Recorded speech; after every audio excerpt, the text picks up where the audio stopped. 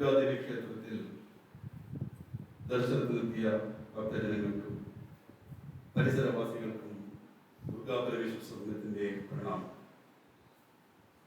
ലളിതാ സഹസ്രനാമ നവാഹയജ്ഞം രാവിലെ ലളിതാ സഹസ്രനാമം പാരായണത്തോടുകൂടി ആരംഭിക്കുകയുണ്ടായി. ദിവസവും രാവിലെ 9:30 മണിക്ക് ലളിതാ സഹസ്രനാമം പാരായണം ഒരാവർത്തി, വൈകുന്നേരം 6 മുതൽ 7:15 വരെ പ്രഭാഷണം. 9 ദിവസം കൊണ്ട് നടക്കുന്ന ഈ പ്രോഗ്രാം 1000 പദത്തിൻ്റെയും അർത്ഥം പറയുക എന്നുള്ളതാണ് നവാഹയജ്ഞത്തിൻ്റെ ആ രീതി. 10ാം ദിവസം, അതായത് ഏപ്രിൽ 7-ാം തീയതി രക്ഷാർച്ചനയോടുകൂടി ഈ നവാഹയജ്ഞം സമാപനമാകും. ഒരു ഈശ്വര പ്രാർത്ഥനയോടുകൂടി നമുക്ക് ഈ യജ്ഞം തുടങ്ങാം.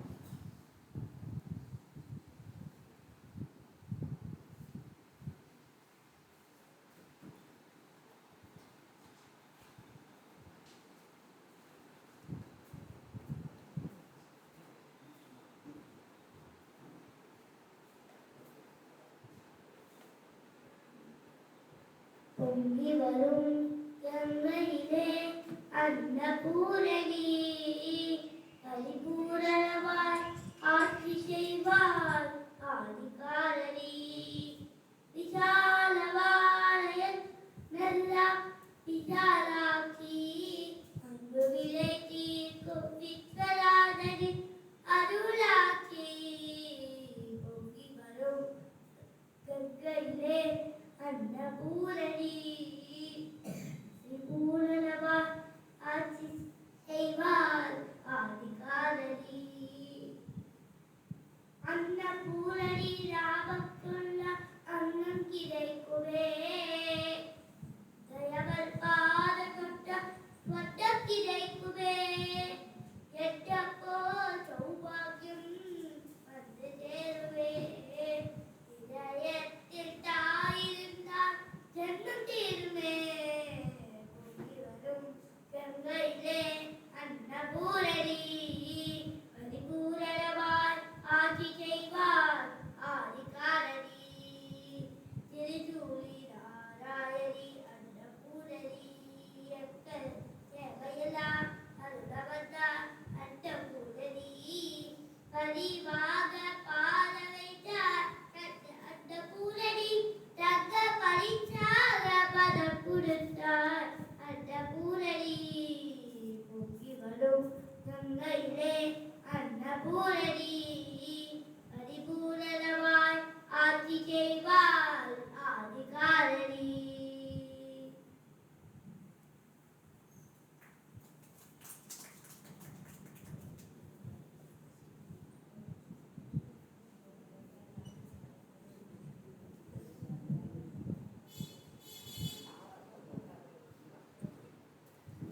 എന്റെ ചെറുമകനാണ്, മകളുടെ മകൻ. പേരൻ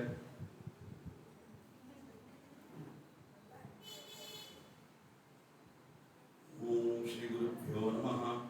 ഗുരുർബ്രഹ്മ ഗുരുർവിഷ്ണു ഗുരുർദേവോ മഹേശ്വരഃ, ഗുരു സാക്ഷാത് പരബ്രഹ്മ തസ്മൈ ശ്രീ ഗുരവേ നമഃ. ഗുരവേ സർവലോകാനാം വിഷയേ ഭവഭൂതിനാം വിതയേ സർവവിദ്യാനാം ദക്ഷിണാമൂർത്തയേ നമഃ. ശ്രീ ഗുരുചരണാരവിന്ദാഭ്യാം നമഃ. എൻ്റെ ഗുരുനാഥനായ ബ്രഹ്മശ്രീ വെങ്കടാചലപാടിയുടെ പാതാരവിന്ദത്തിൽ, ആത്മഗുരുവായ ബ്രഹ്മശ്രീ ഗോപാലി അദ്ദേഹത്തിന്റെ പാതാരവിന്ദത്തിൽ നമസ്കരിച്ച് ലളിതാ സഹസ്രനാമത്തിന്റെ വ്യാഖ്യാനം ആരംഭിക്കാം. ഓം സിന്ദൂരാരുണ വിഗ്രഹാം നയനാം മാണിക്യമൗലിസ്ഫുരതേ, താരാനായക ശേഖരാം സ്ഥിതമുഖീം ആഭീനവക്ഷോരുഹാം. പാണിഭ്യാമണിപൂർണരത്നകടകം രക്തോത്പലം വിഭ്രതി, സൗമ്യാം രത്നകടസ്ഥരക്തചരണാം ധ്യായേത് പരാമംബികാം. ധ്യായേത് പദ്മാസനസ്ഥാം വികസിതവദനാം പദ്മപത്രായതാക്ഷീം, ഹേമാഭാം പീതവസ്ത്രാം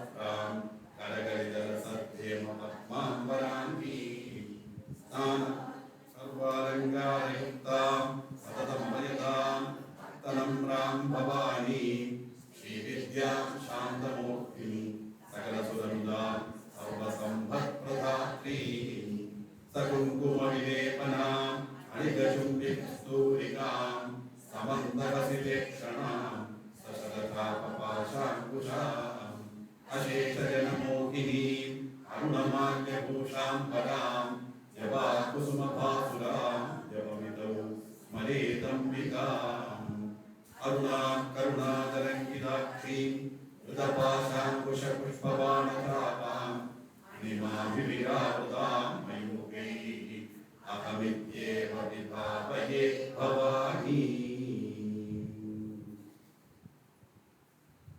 സദസ്സുകളെല്ലാം നമസ്കാരം.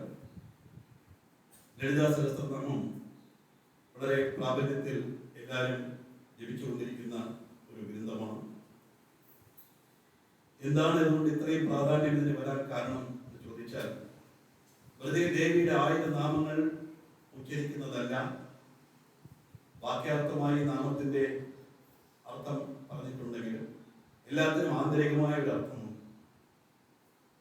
ശരീരശാസ്ത്രം, ശില്പശാസ്ത്രം എന്ന് വേണ്ട ഹിന്ദു മതത്തിന്റെ കാതലായ തത്വങ്ങൾ മുഴുവൻ ഉൾക്കൊള്ളിച്ചിട്ടുള്ള ഒരു മഹത് ഗ്രന്ഥമാണ് ഈ ലളിതാ സഹസ്രനാമം.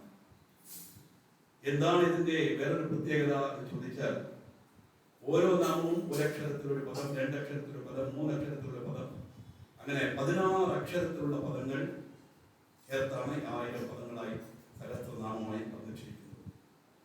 ഓരോ അക്ഷരത്തിലുള്ള പദങ്ങളുടെ എണ്ണം എടുത്ത് നമ്മൾ കണക്കാക്കിയാൽ ഈ 16 അക്ഷരം വരെയുള്ള 1, 2, 3, 4, 16 വരെ എഴുതി ഓരോ അക്ഷരത്തിലുള്ള പദങ്ങൾ എത്രയാണ് നമ്മൾ സംഖ്യ എഴുതി കൂട്ടി നോക്കിയാൽ 1000 വരും എന്നുള്ളതാണ് ലളിതാ സഹസ്രനാമത്തിന്റെ ഏറ്റവും വലിയൊരു പ്രത്യേകത. ആദ്യം ലളിതാ സഹസ്രനാമം നമുക്ക് എവിടെ നിന്ന് കിട്ടി? ബ്രഹ്മാണ്ഡ പുരാണത്തിൽ ഹയഗ്രീ വാക്യത്തെ സംവാദമായി പറഞ്ഞിട്ടുള്ളതാണ് ഈ ലളിതാ സഹസ്രനാമം. സംവാദം എന്ന് പറഞ്ഞാൽ ഒരു വ്യക്തിയെ കുറിച്ച് രണ്ടുപേർ സംസാരിക്കുക. ദേവിയുടെ പ്രഭാവത്തെ നമുക്ക് മനസ്സിലാക്കാൻ വേണ്ടി അഗസ്ത്യ മഹർഷി ഹയഗ്രീവനും തമ്മിൽ സംവാദമായി ചെയ്തിട്ടുള്ളതായി പറഞ്ഞിട്ടുള്ള ബ്രഹ്മാണ്ഡ പുരാണത്തിൽ ഉദ്ധരിച്ചിട്ടുള്ളതാണ് ഈ ലളിതാ സഹസ്രനാമം. ഇത് ധാരാളം ആളുകൾ പാരായണം ചെയ്യുന്നുണ്ട് എങ്കിലും ചില ഭാഗങ്ങളിൽ ചില ഉച്ചാരണത്തിലുള്ള വ്യത്യാസം കണ്ടിട്ടാണ് ഇതൊരു ക്ലാസ്സായി നടത്താൻ ഞാൻ തീരുമാനിച്ചു. ഈ ക്ലാസ് എനിക്ക് തുടങ്ങിത്തരാൻ വേണ്ടി എന്നെ നിർബന്ധിച്ച ഒരാളാണ് മിസ്റ്റർ ചന്ദ്രമൗലി. അദ്ദേഹം ഇവിടെ വന്നിട്ടുണ്ട്. വളരെ സന്തോഷം, അദ്ദേഹത്തിന്റെ പ്രസൻസ് എനിക്ക്. ഇങ്ങനെ ലളിതാ സഹസ്രനാമം ആദ്യമായി ഒരു ക്ലാസ്സായി തുടങ്ങിയത് പെരുന്താണി ഇദ്ദേഹത്തിന്റെ നേതൃത്വത്തിലാണ്. ഇന്നത് നവാഹ യജ്ഞം, ഇതിന്റെ 2ാമത്തെ യജ്ഞമാണ്. ഇവിടെ അപ്പനക്കുന്ന് ക്ഷേത്രത്തിൽ ഞാൻ നടത്തി. നമ്മുടെ രാജേട്ടൻ എന്ന് പറയപ്പെടുന്ന രാജഗോപാൽ അദ്ദേഹമാണ് അദ്ദേഹം എനിക്കത് തുടങ്ങി തന്നത്. എന്താന്ന് വെച്ചാൽ, ഈ നമ്മൾ അർച്ചന ചെയ്യുന്നുണ്ട്, ജപിക്കുന്നുണ്ട്, എന്താണ് അതിൽ പറഞ്ഞിട്ടുണ്ട് എന്ന് പറഞ്ഞാൽ അതുകൂടി മനസ്സിലാക്കിയാൽ ആ പാരായണത്തിന് സ്വല്പം കൂടി ഒരു പവർ ഉണ്ടാകും, ഒരു താല്പര്യം ഉണ്ടാകും. അങ്ങനെ ഇതിന്റെ അർത്ഥങ്ങൾ ആവുന്നത്ര വിശദീകരിച്ച് പറയണം, അത് ജനങ്ങളിൽ എത്തിക്കണം എന്നുള്ളതാണ് ഈ യജ്ഞത്തിന്റെ പിന്നിലുള്ള ഉദ്ദേശം. ആ രീതിയിൽ നമുക്ക് മാക്സിമം എത്ര കൊണ്ട് വിചാരിച്ച് പറയാമോ അത്ര കൊണ്ട് പറയാം. 9 ദിവസം കൊണ്ട് ഈ 1000 പദങ്ങളുടെ അർത്ഥവും ഇവിടെ നമ്മൾ ചർച്ച ചെയ്തിരിക്കും. ഈ പ്രോഗ്രാം ദുർഗാ പരമേശ്വരി സത്സംഗം എന്ന യൂട്യൂബ് ചാനലിൽ നിങ്ങൾക്ക് അടുത്ത ദിവസം മുതൽ ലഭ്യമാകും. 9 എപ്പിസോഡായി 1000 പദത്തിന്റെ അർത്ഥം മലയാളത്തിൽ പറയുന്ന ഇതേപോലെ ലൈവായിട്ട് അതിൽ നമ്മൾ അപ്ലോഡ് ചെയ്യും. അത് ചാനൽ കിട്ടാൻ പ്രയാസമുള്ളവർ ഇതുള്ള ഫോൺ നമ്പറിൽ വാട്സാപ്പിൽ ആയിരം മെസ്സേജ് അയച്ചാൽ ആ ചാനലിന്റെ ലിങ്ക് ഞാൻ അവർക്ക് അയച്ചു തരാം. അത് എടുക്കേണ്ടത് Durga Parameshwari T capital Parameshwari REE ഒരു സ്പേസ് വിട്ട് സത്സംഗം S ക്യാപിറ്റൽ സത്സംഗം നടിച്ചാൽ ആ ചാനൽ ഓപ്പൺ ആകും. പിന്നെ ദേവിയുടെ പ്രഭാവത്തോടു കൂടി ഈ സംഘം ദുർഗാ പരമേശ്വരി സത്സംഗം എന്ന് നാമകരണം ചെയ്യപ്പെട്ടത് ഈ ക്ഷേത്രത്തിൽ വെച്ച് തന്നെയായിരുന്നു. ഡോക്ടർ സാംബശിവൻ സാറിന്റെ നേതൃത്വത്തിലാണ് ആ നാമകരണം ചെയ്യപ്പെട്ടത്. ഈ ക്ഷേത്രത്തിൽ തന്നെ ഈ യജ്ഞം നടത്താനുള്ള ഭാഗ്യം ലഭിച്ചത് അത്യധികം സന്തോഷത്തോടു കൂടിയാണ് ഞങ്ങൾ സ്വീകരിച്ചത്. ഇവിടെ വന്നിരിക്കുന്ന നമ്മൾ മാക്സിമം ആളുകളും ഇതെല്ലാം എൻ്റെ ക്ലാസ് അർത്ഥത്തോടെ പഠിച്ചവരാണ്. ഈ ഒരു അവസരം തന്ന ദുർഗാ ക്ഷേത്രം മാനേജ്മെന്റിന് എൻ്റെ കൃതജ്ഞത പറഞ്ഞുകൊണ്ട് ഞാനൊരു ദൗത്യത്തിലേക്ക് കിടക്കുകയാണ്. തുടക്കമേ ശ്രീമാത, ശ്രീ മഹാരാജ്ഞി, ശ്രീമത് സിംഹാസനേശ്വരി. ശ്രീമാത, ആദ്യത്തെ പദം തന്നെ അമ്മേ എന്നാണ് വിളിക്കുന്നത്. അവസാനം ലളിതാംബികായേ നമഃ, അതും അമ്മേനെ തന്നെ വിളിക്കും.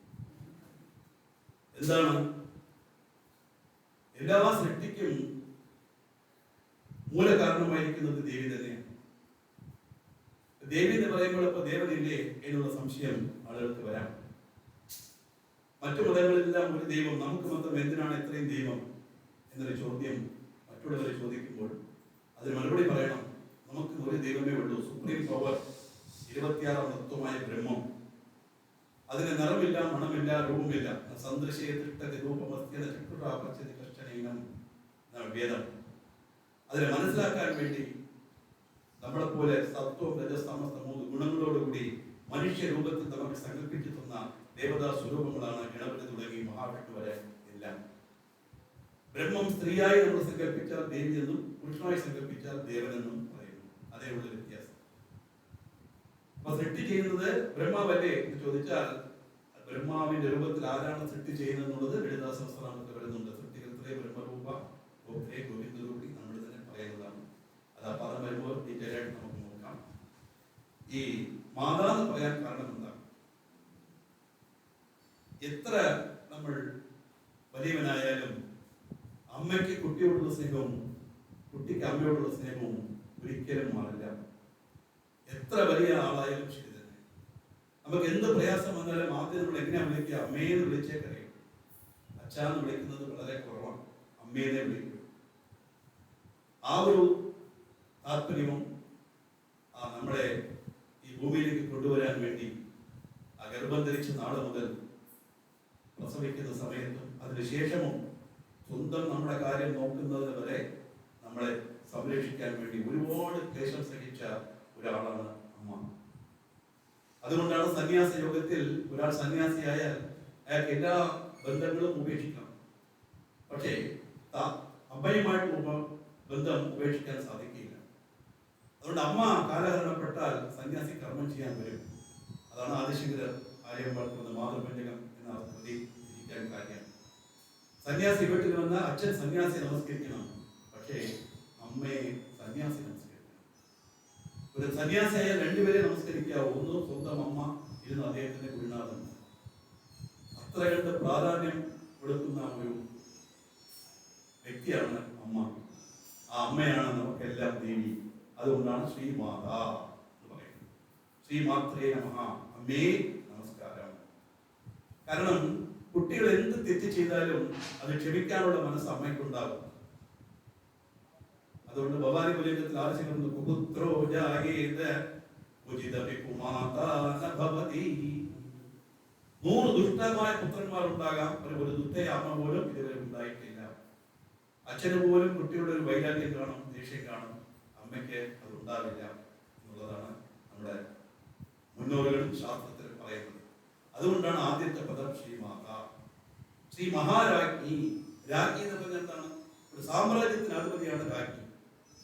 ഇവിടെ എന്ത് സാമ്രാജ്യം? മോക്ഷമാകുന്ന സാമ്രാജ്യം. മോക്ഷ സാമ്രാജ്യത്തിന് അധിപതിയായതുകൊണ്ടാണ് രാജ്ഞി. മോക്ഷം എന്ന് പറഞ്ഞാൽ എന്താ? ഇനിയൊരു ജന്മമില്ലാതെ നമുക്ക് ജീവപരമ ഐക്യം കിട്ടുന്നത് മോക്ഷം. ആ മോക്ഷം എങ്ങനെ കിട്ടും? മോഹക്ഷയം മോക്ഷം. അതാണ് അതിന് വ്യാഖ്യാനം. ആരുടെ മനസ്സിൽ നിന്നാണോ മോഹങ്ങൾ ഇല്ലാതാവുന്നത് അവർക്ക് മാത്രമേ മോക്ഷം ലഭിക്കുകയുള്ളൂ. അപ്പൊ നമുക്കൊന്നും കിട്ടില്ലേ എന്ന് ആരും ശങ്കിക്കേണ്ട. ഈ ഭൂമിയിൽ ജനിച്ച എല്ലാ ജീവജാലങ്ങൾക്കും മോക്ഷമുണ്ട്. കാരണം ഏത് ബ്രഹ്മത്തിൽ നിന്നും വന്നോ ആ ബ്രഹ്മത്തിലോട്ട് നമ്മൾ ലയിക്കണം.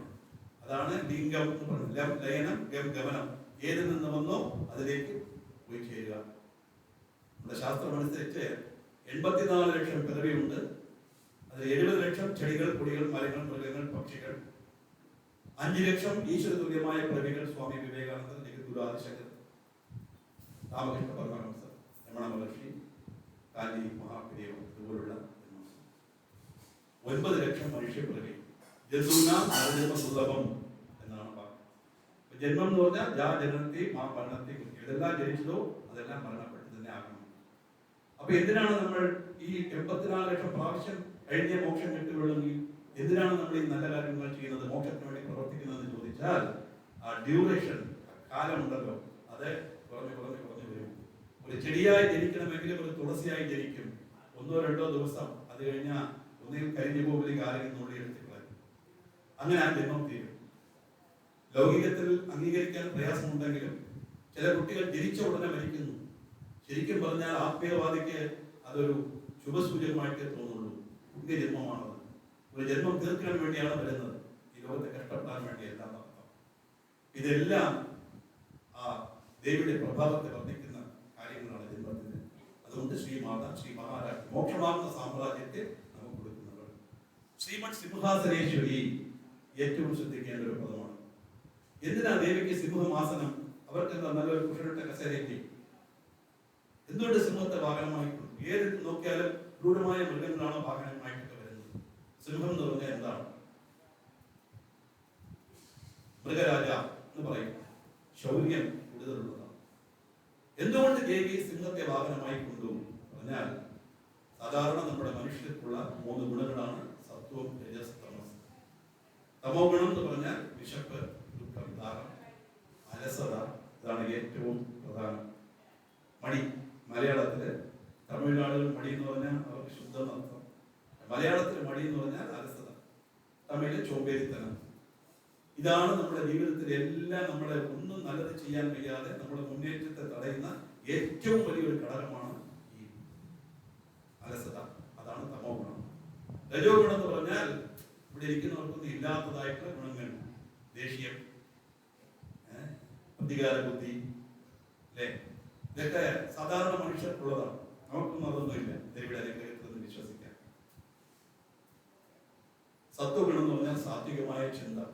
മനസ്സുകൊണ്ട് പോലും ആർക്കും ഒരു ഉപദ്രവവും ചെയ്യാതെ പറ്റുമെങ്കിൽ നന്മ മാത്രം ചെയ്ത് ഈശ്വര വിചാരത്തോടെ ഇരിക്കുന്നതാണ് സത്വഗുണം. ഈ സത്വം, രജസ്, തമസ് 3 ഗുണത്തോടെ കൂടിയതാണ് നമ്മുടെ മനുഷ്യജന്മം. അപ്പോ ഈ 3 ഗുണത്തിൽ ഈ രജോ ഗുണം എന്ന് പറയുന്നത് കോപം, വൈരാഗ്യം, ഇതെല്ലാം നമുക്ക് നമ്മുടെ ശരീരത്തിലുള്ളതാണ്. എല്ലാ ഹ്യൂമൻ ബ്ലഡിലും കൂടിയത് തന്നെയാണ്. അതിനെ കുറച്ചായിട്ട് നമ്മളിൽ നിന്നും എടുത്ത് ദേവി തന്റെ വശപ്പെടുത്തി നമ്മളെ സത്വഗുണ സമ്പന്നനാക്കി നമുക്ക് മോക്ഷത്തെ കൊടുക്കുന്നവൾ. നമ്മുടെ രജോ ഗുണത്തെ മുഴുവൻ ദേവി സ്വീകരിക്കുന്നത് കൊണ്ടാണ് ആ രജോ ഗുണത്തിന്റെ പ്രതീകമായി സിംഹത്തെ വാഹനം എന്ന് പറയാൻ കാര്യം. ദേവിയുടെ അർച്ചന ചെയ്യുന്ന പുഷ്പം ചുവന്ന പുഷ്പം. ദേവിക്ക് വസ്ത്രം വാങ്ങിയാൽ ചുവന്ന വസ്ത്രമേ പലരും വാങ്ങുള്ളൂ. ഈ ചുവപ്പ് എന്ന് പറയുന്നത് ദേവിയുടെ ഒരു പ്രിയം ആണ് നമ്മൾ കരുതുന്നത്. എന്താണ് പ്രിയം? നമ്മുടെ ഉള്ളിലുള്ള രജോ ഗുണത്തെ ഇല്ലാതാക്കുന്നതാണ് ദേവി. എപ്പോഴും അങ്ങനെയാണ്. തമോ ഗുണ രജോ ഗുണം ഇല്ലാതായാലും സത്വഗുണം മാത്രമേ. സത്വഗുണം ഇല്ലാതായാലും നിർഗുണമായ പരബ്രഹ്മത്തെ നമുക്ക് പ്രാപിച്ച് മോക്ഷത്തിലൂടെ പോകാൻ സാധിക്കുന്നു. അതുകൊണ്ട് ചിതഗ്നികുണ്ട സംഭൂതായ നമഃ. ചിത്താകുന്ന അഗ്നികുണ്ടത്തിൽ നിന്നും ഉത്ഭവിച്ചവൾ. ആരുടെ മനസ്സിൽ നിന്നാണോ ധ്യാനിക്കുന്നത് ആ ധ്യാനത്തിൽ നിന്ന് ഉദിച്ചവൾ എന്നർത്ഥം. രണ്ടാമത് മഹിഷാസുരവധത്തിന് വേണ്ടി എല്ലാ ദേവന്മാരും മുമ്പിൽ വെച്ച് മഹിഷാസുരന്റെ ബുദ്ധിമുട്ട് ഇന്ദ്രൻ അറിയിക്കുകയും അത് കണ്ട് ആദ്യം ദേഷ്യം വന്നത് മഹാവിഷ്ണുവിനാണെന്ന് അവർ പറയും. ശകാരകോപം ശംഭുശ്ച എന്ന് പറയും. ആദ്യം മഹാവിഷ്ണു ദേഷ്യം വരും. അദ്ദേഹത്തിന്റെ മുഖത്തിൽ നിന്നും ഒരു തേജസ് വരികയും എല്ലാ ദേവന്മാരുടെ മുഖത്തിൽ നിന്നും ഒരു തേജസ് വരികയും ആ തേജസ് ഒരു അഗ്നിഗോളമായി രൂപാന്തരപ്പെട്ടാണ് മഹിഷാസുരമർദ്ദിനി എന്ന അവതാരം ഉണ്ടായതായി നമ്മൾ മാർക്കണ്ടേയനാണ് കണ്ടത്. അതുകൊണ്ട് ചിത്താവിൻ അഗ്നികുണ്ടത്തിൽ നിന്നും ഉത്ഭവിച്ചവൾ എന്ന് പറഞ്ഞാൽ മനസ്സിൽ ധ്യാനിച്ചു കൊണ്ടുവരേണ്ടതാണ് ദേവി സ്വരൂപം. ദേവകാര്യ സമുദ്യത. എന്തിനാണ്? ദേവന്മാരുടെ നന്മയ്ക്ക് വേണ്ടി. ആരാണ് ഈ ദേവൻ? നമ്മൾ വിചാരിക്കും ഈ ഭൂലോകം, ഇതിനു മുമ്പിൽ സ്വർഗലോകമുണ്ട്. അവിടെ ദേവേന്ദ്രൻ ഉർവശിരൂപത്തിലൊത്തുമ്മയുടെ നൃത്തമെല്ലാം കണ്ട് വളരെ സൗഖ്യമായി അമൃതവും പാനം ചെയ്ത് അങ്ങനെ ഇരിക്കുന്നു എന്ന് വിചാരിക്കും. ഇതൊക്കെ കഥകളായി പറഞ്ഞു തന്നിട്ടുണ്ട്. അതുകൊണ്ട് ആരും തെറ്റിദ്ധരിക്കേണ്ട. അങ്ങനെ സ്വർഗമുണ്ടെന്ന് വിചാരിച്ചുള്ളൂ. സ്വർഗം എന്ന വാക്കിന് എന്തർത്ഥം? സത് സംസർഗ, സ്വർഗ, നല്ല സംസർഗം, നല്ല കാര്യങ്ങൾ. ഇപ്പൊ ഇതാണ് സ്വർഗം, ശരിക്കുമുള്ള സ്വർഗം. അപ്പൊ നരകമോ? അസത് സംസാര വിഷയജന സംസർഗ നരക. മനസ്സിനെ ദുഷിപ്പിക്കുന്ന ഏതെല്ലാം കാര്യങ്ങളുണ്ടോ അതുമായിട്ടെല്ലാം അറിഞ്ഞോ അറിയാതെയോ വ്യാപൃതനായി അതുമൂലം ഉണ്ടാകുന്ന പ്രയാസങ്ങൾ അനുഭവിക്കുന്ന ആ സ്റ്റേജ്, അതാണ് നരകം. സ്വർഗം എന്ന് പറഞ്ഞാൽ ഇതാണ്. അപ്പൊ ദേവൻ എന്ന് പറഞ്ഞാൽ എവിടെയുള്ള ആളല്ല, അസുരൻ എന്ന് പറഞ്ഞാലും എവിടെയുള്ള ആളല്ല. രണ്ടും ആരാ? നമ്മൾ തന്നെയാണ് ദേവൻ, നമ്മൾ തന്നെയാണ് അസുരൻ. അതുകൊണ്ട് തന്നെയാണ് അല്ലെങ്കിൽ മഹാഭാരത യുദ്ധം നടന്നു കഴിഞ്ഞപ്പോൾ പിന്നെ എന്തിനാ നമ്മൾ എപ്പോഴും പറഞ്ഞുകൊണ്ടിരിക്കുന്നത്? ദേവി എല്ലാ അസുരന്മാരെ വധിച്ചു കഴിഞ്ഞു, പിന്നെയും എന്തിനാണ് നമ്മൾ എപ്പോഴും കഥകൾ പറഞ്ഞുകൊണ്ടിരിക്കുന്നത്? ഈ അസുരൻ എവിടെ ഉള്ളതല്ല. നമ്മുടെ കോൺസെപ്റ്റ് അങ്ങനെയാണ്. ഏഴടി പൊക്കം, മഞ്ഞടി വിധി, കറുത്തുകൊണ്ട് ശരീരം, ഭയങ്കരമായ ദംഭങ്ങൾ, കയ്യിലൊക്കെ മനുഷ്യനെ വലിച്ചു കയറി തിന്നുന്നത്, മാംസമൊക്കെ, ഇങ്ങനെയൊക്കെ നമ്മൾ കരുതിയിരിക്കുന്നു. ഇതെല്ലാം ദുർവൃത്തികളുടെ ലക്ഷണമാണ്.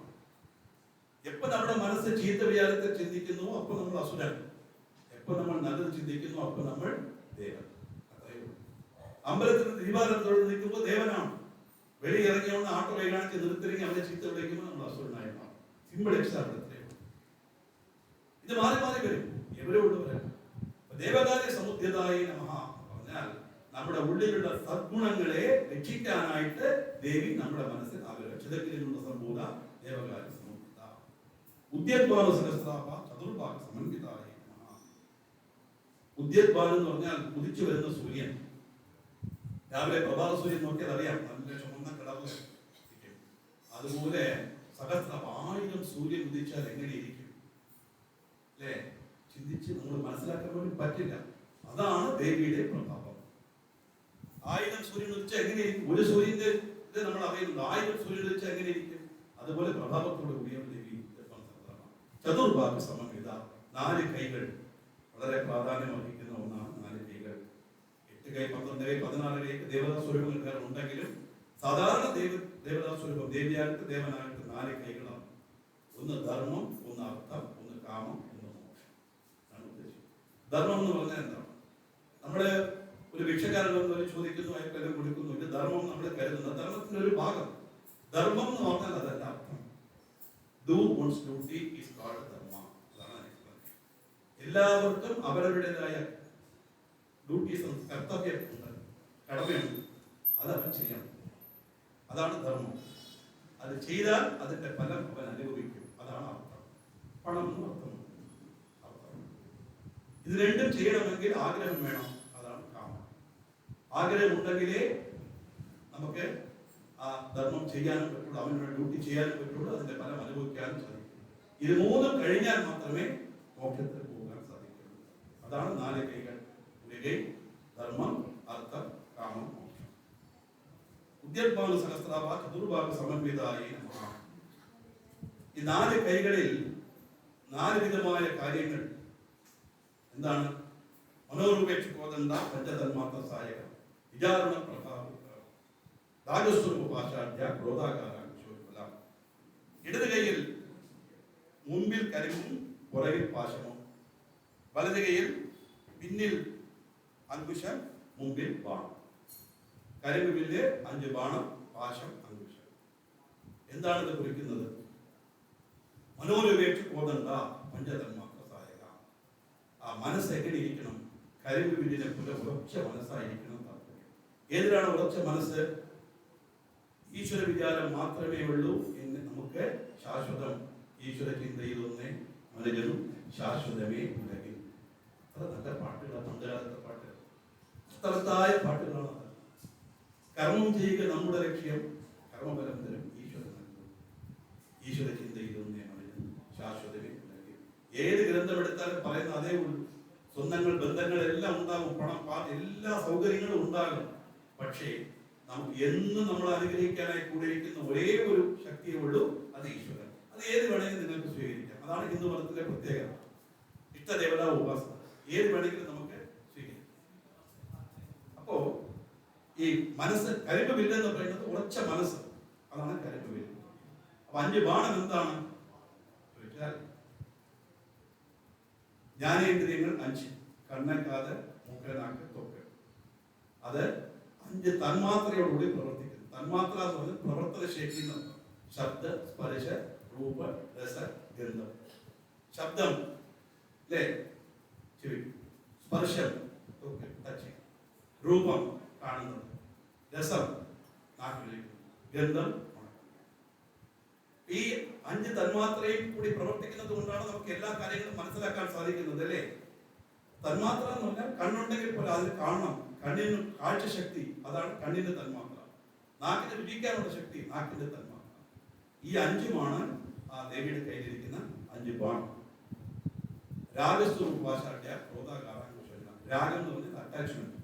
രാഗം എന്ന് പറഞ്ഞാൽ സിന്ധു വേലി കല്യാണി, അതല്ല, അത് വേറെ രാഗം. ഇവിടെ രാഗം എന്ന് പറഞ്ഞാൽ അറ്റാച്ച്മെന്റ്. അപ്പൊ അറ്റാച്ച്മെന്റ് പാടില്ലേ? അറ്റാച്ച്മെന്റ് വേണം. മഹാമായ പ്രഭാവേണ സംസാര സ്ഥിതികാരണ നമ്മൾ ദേവിയെ സ്തോത്രം ചെയ്യുന്നില്ലേ?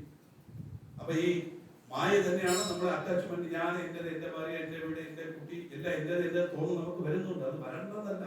അപ്പോൾ ഇതെല്ലാം വരുമ്പോഴും ഒരു കാര്യം ഓർക്കണം, ഇതെല്ലാം ഇന്ന് എനിക്ക് ലഭ്യമാണ്, നാളെ ഉണ്ടാകുമോ ഇല്ലയോ എന്നുള്ളത് ക്വസ്റ്റ്യൻ മാർക്ക്. കാരണം എന്താ? ഇതൊന്നും ശാശ്വതമല്ല. ഇത് ശാശ്വതമാണെങ്കിൽ എന്നും അങ്ങനെ ഇരിക്കണം. ഓരോ വരുന്നവരും വയസ്സാവുന്നുണ്ടല്ലോ. എത്ര തന്നെ ഡൈ അടിച്ചാലും ഇതിലൂടെയെങ്കിലും നിലയ്ക്കില്ല. ഈ പ്രായമല്ലേ നമ്മളെ കാണിക്കുകയില്ലേ? ശാശ്വതമല്ലാത്തത് കൊണ്ടാണ് ഇങ്ങനെ വരുന്നത്. ശാശ്വതമായ ഒന്നേ ഉള്ളൂ, അത് ഈശ്വരൻ. അതുകൊണ്ട് നമ്മള് ഈ പഞ്ചതന്മാത്ര സഹായകാരണം 5 ഇതോടുകൂടി ആ രാഗം, അതാണ് അറ്റാച്ച്മെന്റ്. അങ്കുശം എന്താണ്? ക്രോധാകാരാങ്കുശോജ്വല, അത് കോപത്തിന്റെ അടയാളം. ഉടനെ ദൈവകോപം എന്ന് പറഞ്ഞത്. ഈശ്വര കോപം എന്ന് ആരെങ്കിലും പറഞ്ഞാൽ ദയവ് ചെയ്ത് വിശ്വസിക്കേണ്ട. അവർക്ക് ഈശ്വരനെ പറ്റി ഒന്നും അവനുള്ളതെന്ന് തന്നെ അർത്ഥം. അഹങ്കാരത്തിൽ പറയുകയല്ല. കോപിക്കാൻ ദൈവത്തിന് അറിയില്ല. ദൈവം കോപിച്ചാലോ ആർക്കതിനെ എതിർത്ത് നിൽക്കാൻ സാധിക്കും? ഏതെങ്കിലും ഒരു ദൈവം നിങ്ങളെ തുലച്ചുകളെയും ഇങ്ങനെ കാണിച്ചിട്ടുണ്ടോ? എല്ലാം എങ്ങനെ കാണിക്കുന്നത്? അപ്പൊ അതിന്റെ അർത്ഥം എന്താ? കോപത്തിന് അതീതമായതാണ് ഈശ്വരൻ. ഞാൻ തമിഴിൽ പറയും, ദേഷ്യപ്പെട്ടാൽ അത് ദേവിയല്ല, മാമി അല്ലേ? സാധാരണ സ്ത്രീകൾക്ക് ദേഷ്യം വരുള്ളൂ, ദേവിക്ക് ദേഷ്യം ഒന്നും വരും. അപ്പൊ പിന്നെ എന്താണ് വരുന്നുണ്ട്? താപത്രയാഗ്രസന്ധ അത് വരുമ്പോൾ ഞാൻ പറയാം എന്താണ് ഈ അങ്കുശം എന്ന് പറയാം. ശരിക്കും അങ്കുശം എന്തിനാണ്? ദുഷ്ടവൃത്തികളെ ഇല്ലാതെ അല്ലേ? ഇപ്പൊ നമ്മുടെ റോഡിൽ നടന്നു, മുള്ളിൽ ചവിട്ടി, നമ്മൾ സാധാരണ ആ മുള്ളു കുത്തി എന്ന് പറയും അല്ലേ? ശരിക്കും മുള്ളു കുത്തിയതാണ്, മുള്ളിൽ ചവിട്ടിയതാണ്. കഥ ഇടിച്ചു എന്ന് പറയരുത്, തല മുട്ടി എന്ന് പറയുന്നത്. കഥ ഇടിക്കണമെങ്കിൽ നമ്മൾ ഇരിക്കുന്ന സ്ഥലത്ത് കഥ വന്ന് ഇടിക്കണം. എത്ര വിചാരിട്ട് സ്ക്രൂ ഇട്ട് മുറിക്കെ കഥവിൽ തല കൊണ്ട് നമ്മൾ ഇടിച്ചിട്ട് കുറ്റം കഥവിനാണ് പറയുന്നത്. കഥ മുട്ടി, കുപ്പിച്ചില് കൊണ്ടു, അത് കുപ്പിച്ചിലായത് നമ്മുടെ അശ്രദ്ധ കൊണ്ടാണ്. അത് നമ്മുടെ കാര്യം കൊണ്ടില്ല, അതിനെ പുറത്ത് നമ്മൾ ചവിട്ടി. ശരി, അങ്ങനെ മുള്ളു ചവിട്ടി മുള്ളകത്ത് കയറി. എങ്ങനെ അതിനെ പുറത്തെടുക്കും? We should use a sharpen device അല്ലേ? മുള്ളുകൊണ്ട് മുള്ളിലെടുക്കണം. ആ സൂചിമരം കൊണ്ട് കുത്തിയാലേ മുള്ളു വരുള്ളൂ. വെണ്ണയിട്ട് മുള്ളേതി വരില്ല. അത് ദുഷ്ടശക്തികളെ എതിർക്കാനാണ് അങ്കുശം, അല്ലാതെ നമുക്ക് ആവശ്യങ്ങൾ പറയുന്നുണ്ടോ? ഈ അങ്കുശമെല്ലാം എന്നടുത്ത് വേണ്ട, എന്നടുത്ത് അനുഗ്രഹം മാത്രം മതി. രാഗവും വേണ്ട, അങ്കുശവും വേണ്ട, അനുഗ്രഹം മാത്രം എനിക്ക് മതി. അതാണ് രാഗസ്വരൂപാശാഠ്യ ക്രോധാകാരാങ്കുശോജ്വല മനോരൂപേക്ഷ കൊതന്ത പഞ്ചതന്മാത്ര സഹായക.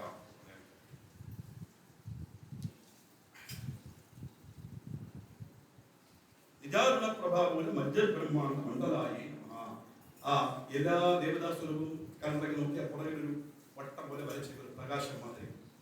എന്താണ് അതിനർത്ഥം? പറഞ്ഞാൽ എങ്ങും നിറഞ്ഞിരിക്കുന്നതാണ് ഈശ്വര സ്വരൂപം.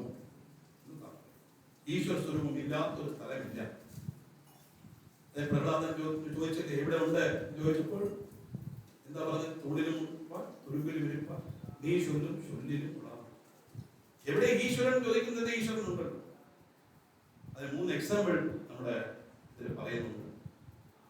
ഈശ്വരൻ സർവവ്യാപിയാണ്, മുഴുവൻ നിലനിൽക്കുന്നത് എങ്ങനെയാ മനസ്സിലാക്കാം പറഞ്ഞാൽ, ഈ ഉടുത്തിരിക്കുന്ന വസ്ത്രം, നിങ്ങളുടെ സാരി ആവട്ടെ, ചുരിദാറാവട്ടെ, എന്താവട്ടെ, ഇതിൽ എവിടെയാണ് നൂലെന്ന് ആർക്കെങ്കിലും പറയാൻ പറ്റുമോ? നൂലില്ലാത്തൊരു ഭാഗം സാരിയിൽ കാണിച്ചു തരട്ടെ, അല്ലെങ്കിൽ മുണ്ടിൽ കാണിച്ചു തരട്ടെ. മുണ്ട് മുഴുവൻ നൂലാണ്. ഒരു മൺകുടം, എവിടെയാണ് മണ്ണിരിക്കുന്നത് എങ്ങനെ അറിയാൻ പറ്റും?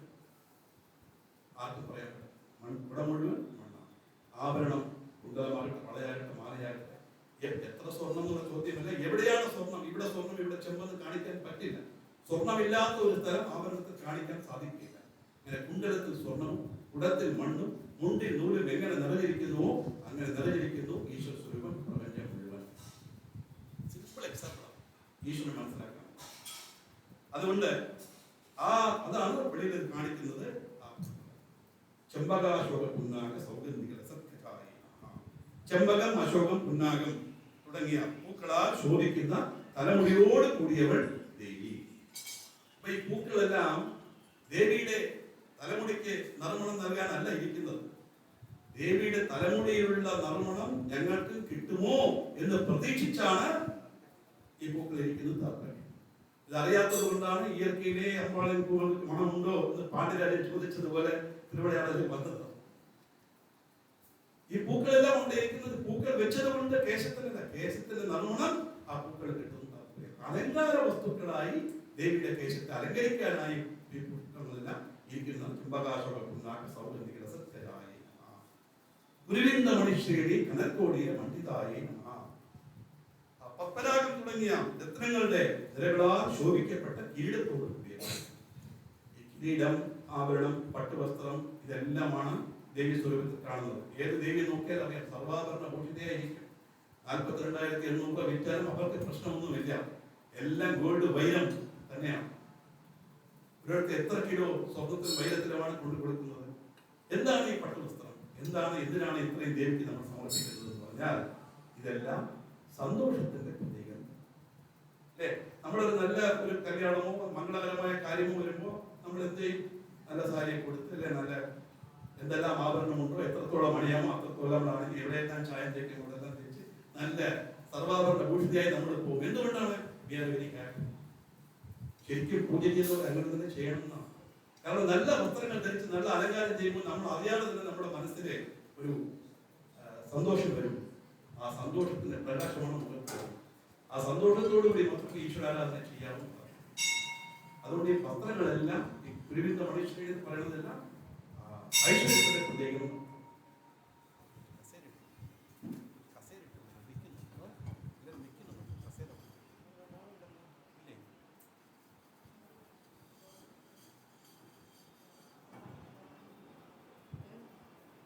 ആ കിരീടത്തിന് താഴെ അട്ടവീ ചന്ദ്രവിപ്രാഗ ദളിതസ്ഥല ശോഭിതായി നമഃ. ആ നെറ്റിത്തളം എങ്ങനെയിരിക്കണം? 8ാമത്തെ ദിവസത്തെ ചന്ദ്രനെ പോലെ അർദ്ധചന്ദ്രാകൃതിയിൽ ഇരിക്കണം ആ നെറ്റി. ഇതെല്ലാം ലക്ഷണശാസ്ത്രം അനുസരിച്ച് ആ നെറ്റി എങ്ങനെ ഇരിക്കണം എന്ന് പറഞ്ഞിരിക്കുന്നതാണ്. 8ാമത്തെ ദിവസത്തെ ചന്ദ്രൻ അർദ്ധചന്ദ്രാകൃതിയിൽ ഇരിക്കും. അതുപോലെ ഭംഗിയാർന്ന നെറ്റിയോട് ആ നെറ്റിയിൽ മുഖചന്ദ്ര കളങ്കാവ് മൃഗനാഭി വിശേഷക്കായി. മൃഗം എന്ന് പറഞ്ഞാൽ മാൻ നർത്തം. നാഭി, മാനിന്റെ പൊക്കിൾ നല്ല റൗണ്ടായിട്ട് ഭംഗിയായിട്ടിരിക്കും. അതുപോലെ മാനിന്റെ ആ നാഭി പോലെ നല്ല വൃത്താകൃതിയിലുള്ള, എവിടെ നിന്ന് നോക്കിയാലും എടുത്ത് കാണത്തക്ക രീതിയിൽ വലുതായ പൊട്ട് ധരിച്ചവൾ. പൊട്ട് അങ്ങനെ ഇരിക്കണം. ഈർക്കിലൊക്കെ തൊടുന്നതല്ല പൊട്ട്, കുറ്റപ്പെടുത്തുന്നതല്ല. ഭഗവാൻ ദേവിയുടെ സ്വരൂപത്തെ വർണ്ണിക്കുന്നത് കൊണ്ട് അങ്ങനെ പറയുന്നത് നല്ല മുഖചന്ദ്ര കളങ്കാവ് മൃഗനാഭി വിശേഷകാരി. ആ കഴിഞ്ഞാൽ വദനസ്മരമാംഗന്റെ ഗൃഹതോടുന്ന ചിന്തിക്കായി. ഭംഗിയാർന്ന പുരികം, ഒറിജിനൽ പ്ലക്കിംഗ് എല്ലാം ചെയ്ത ഒറിജിനൽ പുരികം. തത്വം മാത്രം പറഞ്ഞുകൊണ്ടിരുന്ന ഒന്ന് ചിരിക്കുകയും വേണ്ട ആൾക്കാർക്ക്. കുറ്റപ്പെടുത്തില്ല, അലങ്കാരം എല്ലാം ചെയ്യും. അതൊന്നും ഞാൻ I am not against that, അങ്ങനെ വിചാരിക്കരുത്. ദേവിക്ക് അതൊന്നും ആരുമില്ല. അന്ന് അങ്ങനത്തെ ബ്യൂട്ടീഷ്യൻ ഒന്നുമില്ല. സൗന്ദര്യത്തിൽ ഒരിടമില്ലേ ദേവി. ദേവിക്ക് സൗന്ദര്യവർത്താൻ ആർക്ക് സാധിക്കും? കാമരാജ ഗൃഹത്തിന്റെ വാതിൽ പോലുള്ള ഭംഗിയാർന്ന 2 പുരികത്തോട് കൂടിയവൾ.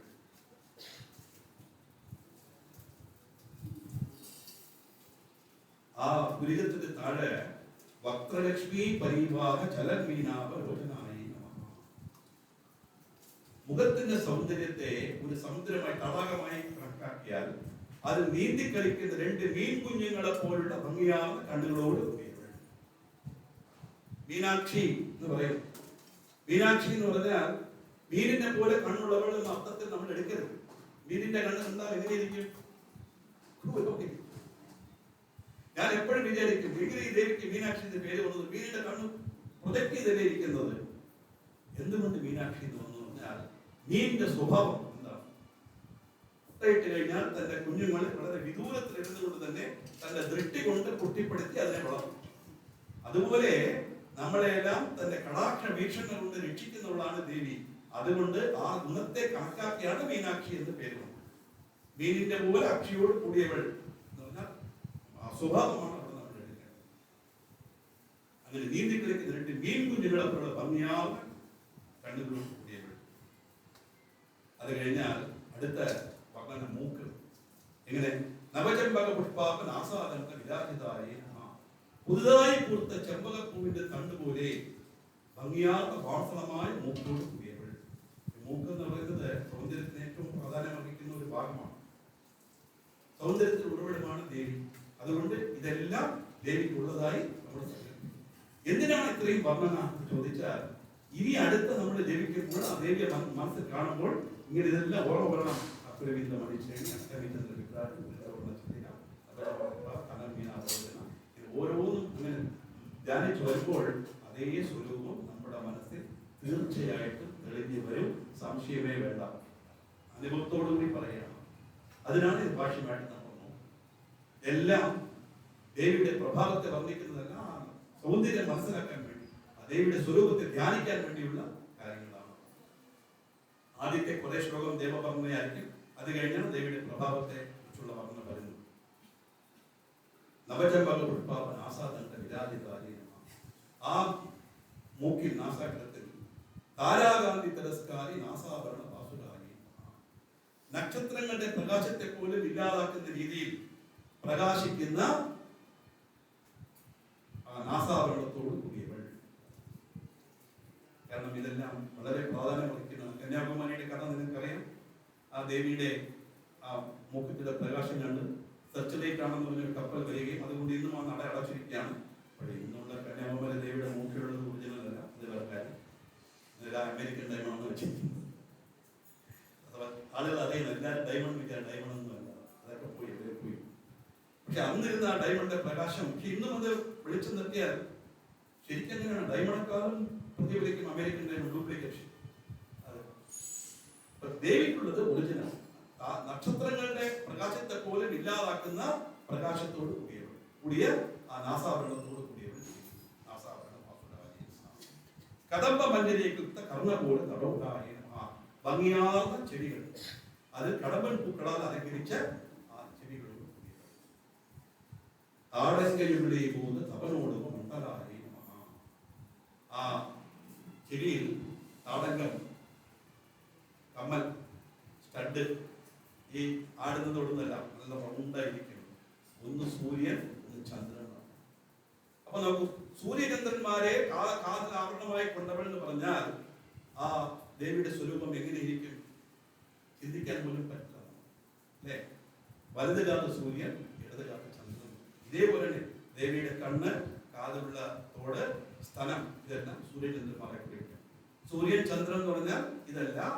സൂര്യൻ എന്ന് പറഞ്ഞാൽ ആത്മാ, ചന്ദ്രൻ എന്ന് പറഞ്ഞാൽ മനസ്സ്. അതാണ് കണക്കാക്കേണ്ടത്. ഇതൊരു ഗുണം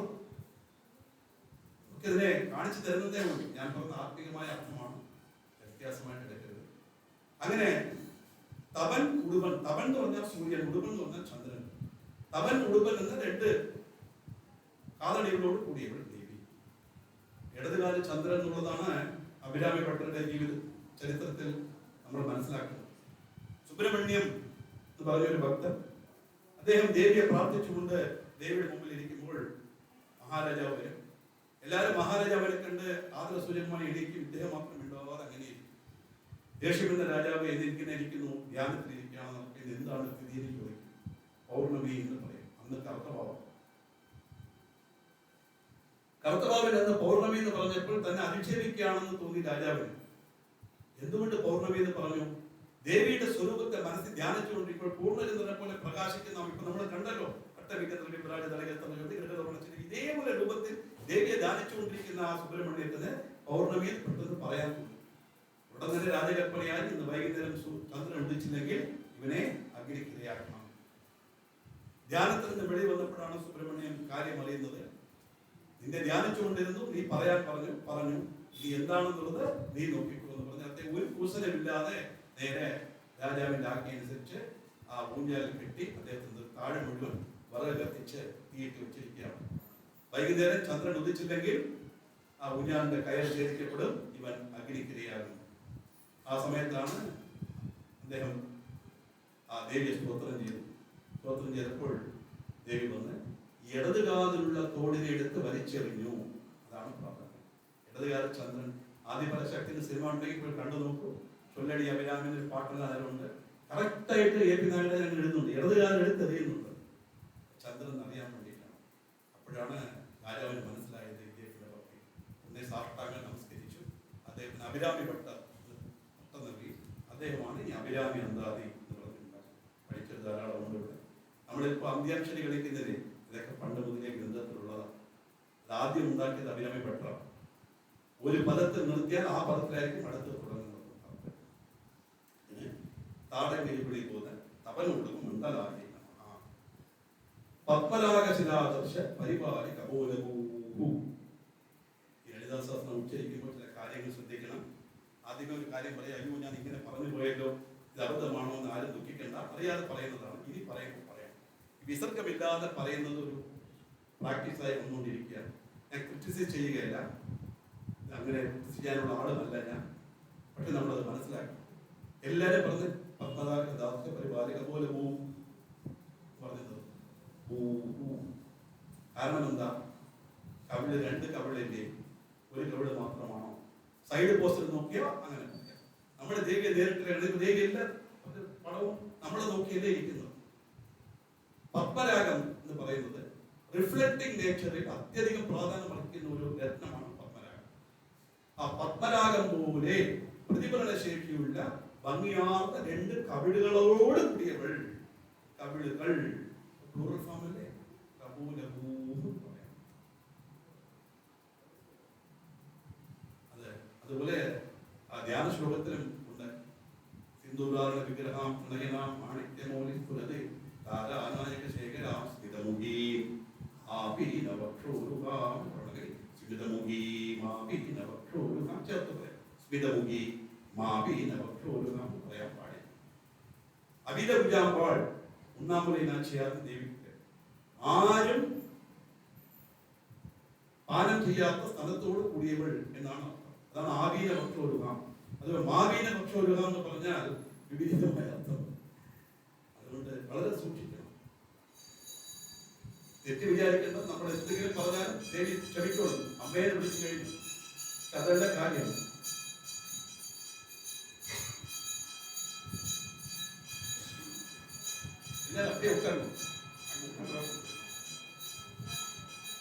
പക്ഷെ പറയുമ്പോ സ്മിതമുഖി ആപീന, സ്മിതമുഖി മാപീന, ശ്വാസം വിടരുത്. സ്മിതമുഖി മാപീന എടുക്കാൻ പാടില്ല. ഇങ്ങനെ പലതും അർത്ഥവ്യത്യാസമായിട്ട് വരുന്നത് കൊണ്ടാണ് സ്തോത്രങ്ങളെല്ലാം അങ്ങനെ തെറ്റായ ഉച്ചാരണത്തിൽ വരുന്നത്. അത് മാത്രം ഒന്ന് ശ്രദ്ധിച്ചോളൂ. ഇവിടെ പറയുന്നത് പത്മരാഗശിലാദർശ പരിഭാവി കപോലഭൂ. കപോലഭൂവേ നമഃ നമഃ. കപോലഭൂവേ നമഃ നമഃ. ആ കവിളിന്റെ അടുത്ത് നവവിദ്രുപവിൻ പക്ഷി ഞെക്കാരി രഗച്ഛതായി നമഃ. പവിഴത്തിനും ഞാവൽപ്പഴത്തിനും തൊണ്ടിപ്പഴത്തിനും പേരുകേട്ടതാണ്, ചുവപ്പ് നിറത്തിന് പേരുകേട്ടതാണ് അത് രണ്ടും. അത് രണ്ടിനെയും അവഹസിക്കുന്ന മാതിരി ഭംഗിയാർന്ന ചുണ്ടോട് കൂടിയവൾ ദേവി. ദേവിയുടെ ചുണ്ടെന്ന് പറയുന്നത് നവവിദ്രുമം, തൊണ്ടിപ്പഴമും പവിഴവും അതിനേക്കാളും ചുവപ്പാണ് ഭംഗിയാർന്ന ചുണ്ടോട് കൂടിയവൾ. അതിനകത്ത് ശുദ്ധവിദ്യാങ്കുറാകാര ദ്വിജപംക്തി ദ്വയോജ്വലായി നമഃ. ശുദ്ധവിദ്യ എന്ന് പറഞ്ഞാൽ എന്താണ്? ബ്രഹ്മമാണ് സത്യം എന്നുള്ള ഉള്ളതാണ് ശുദ്ധവിദ്യ. വിദ്യ എന്ന് പറഞ്ഞാൽ നമുക്കറിയാം പഠിപ്പ്. ആ വിദ്യ എങ്ങനെ ഇരിക്കണം? ശുദ്ധമായിരിക്കണം, അടുക്കി പരത്തിയതായിരിക്കണം, ചിട്ടയോടുകൂടി ഉള്ളതായിരിക്കണം. ഇതാണ് ദേവിയുടെ പല്ലുകൾ നമ്മളെ സൂചിപ്പിക്കുന്നത്. ഒറിജിനൽ പല്ലാണ്, ഡെന്റിസ്റ്റിന്റെ അല്ല, ഒറിജിനൽ പല്ലാണ്. നല്ല വെളുത്ത പല്ലുകൾ, അടുക്കി പരത്തിയ പല്ലുകൾ. ഇതെന്തിനെ കുറിക്കുന്നു? ശുദ്ധവിദ്യയെ കുറിക്കുന്നു. ബ്രഹ്മമാണ് സത്യം എന്നുള്ളതാണ് ശുദ്ധവിദ്യ ആത്മികമായ അർത്ഥം. നമ്മള് വാക്യാർത്ഥമായി നോക്കിയാൽ വിദ്യ എന്ന് പറയുന്നത് നമുക്ക് നമ്മുടെ പഠിപ്പ്. അതെങ്ങനെ ഏത് കാര്യം പഠിച്ചാലും അത് ചിട്ടയോട് പഠിക്കണം, വൃത്തിയായി പഠിക്കണം. അതിനകത്ത് ഒരു കുറ്റക്രമോ പാടില്ല.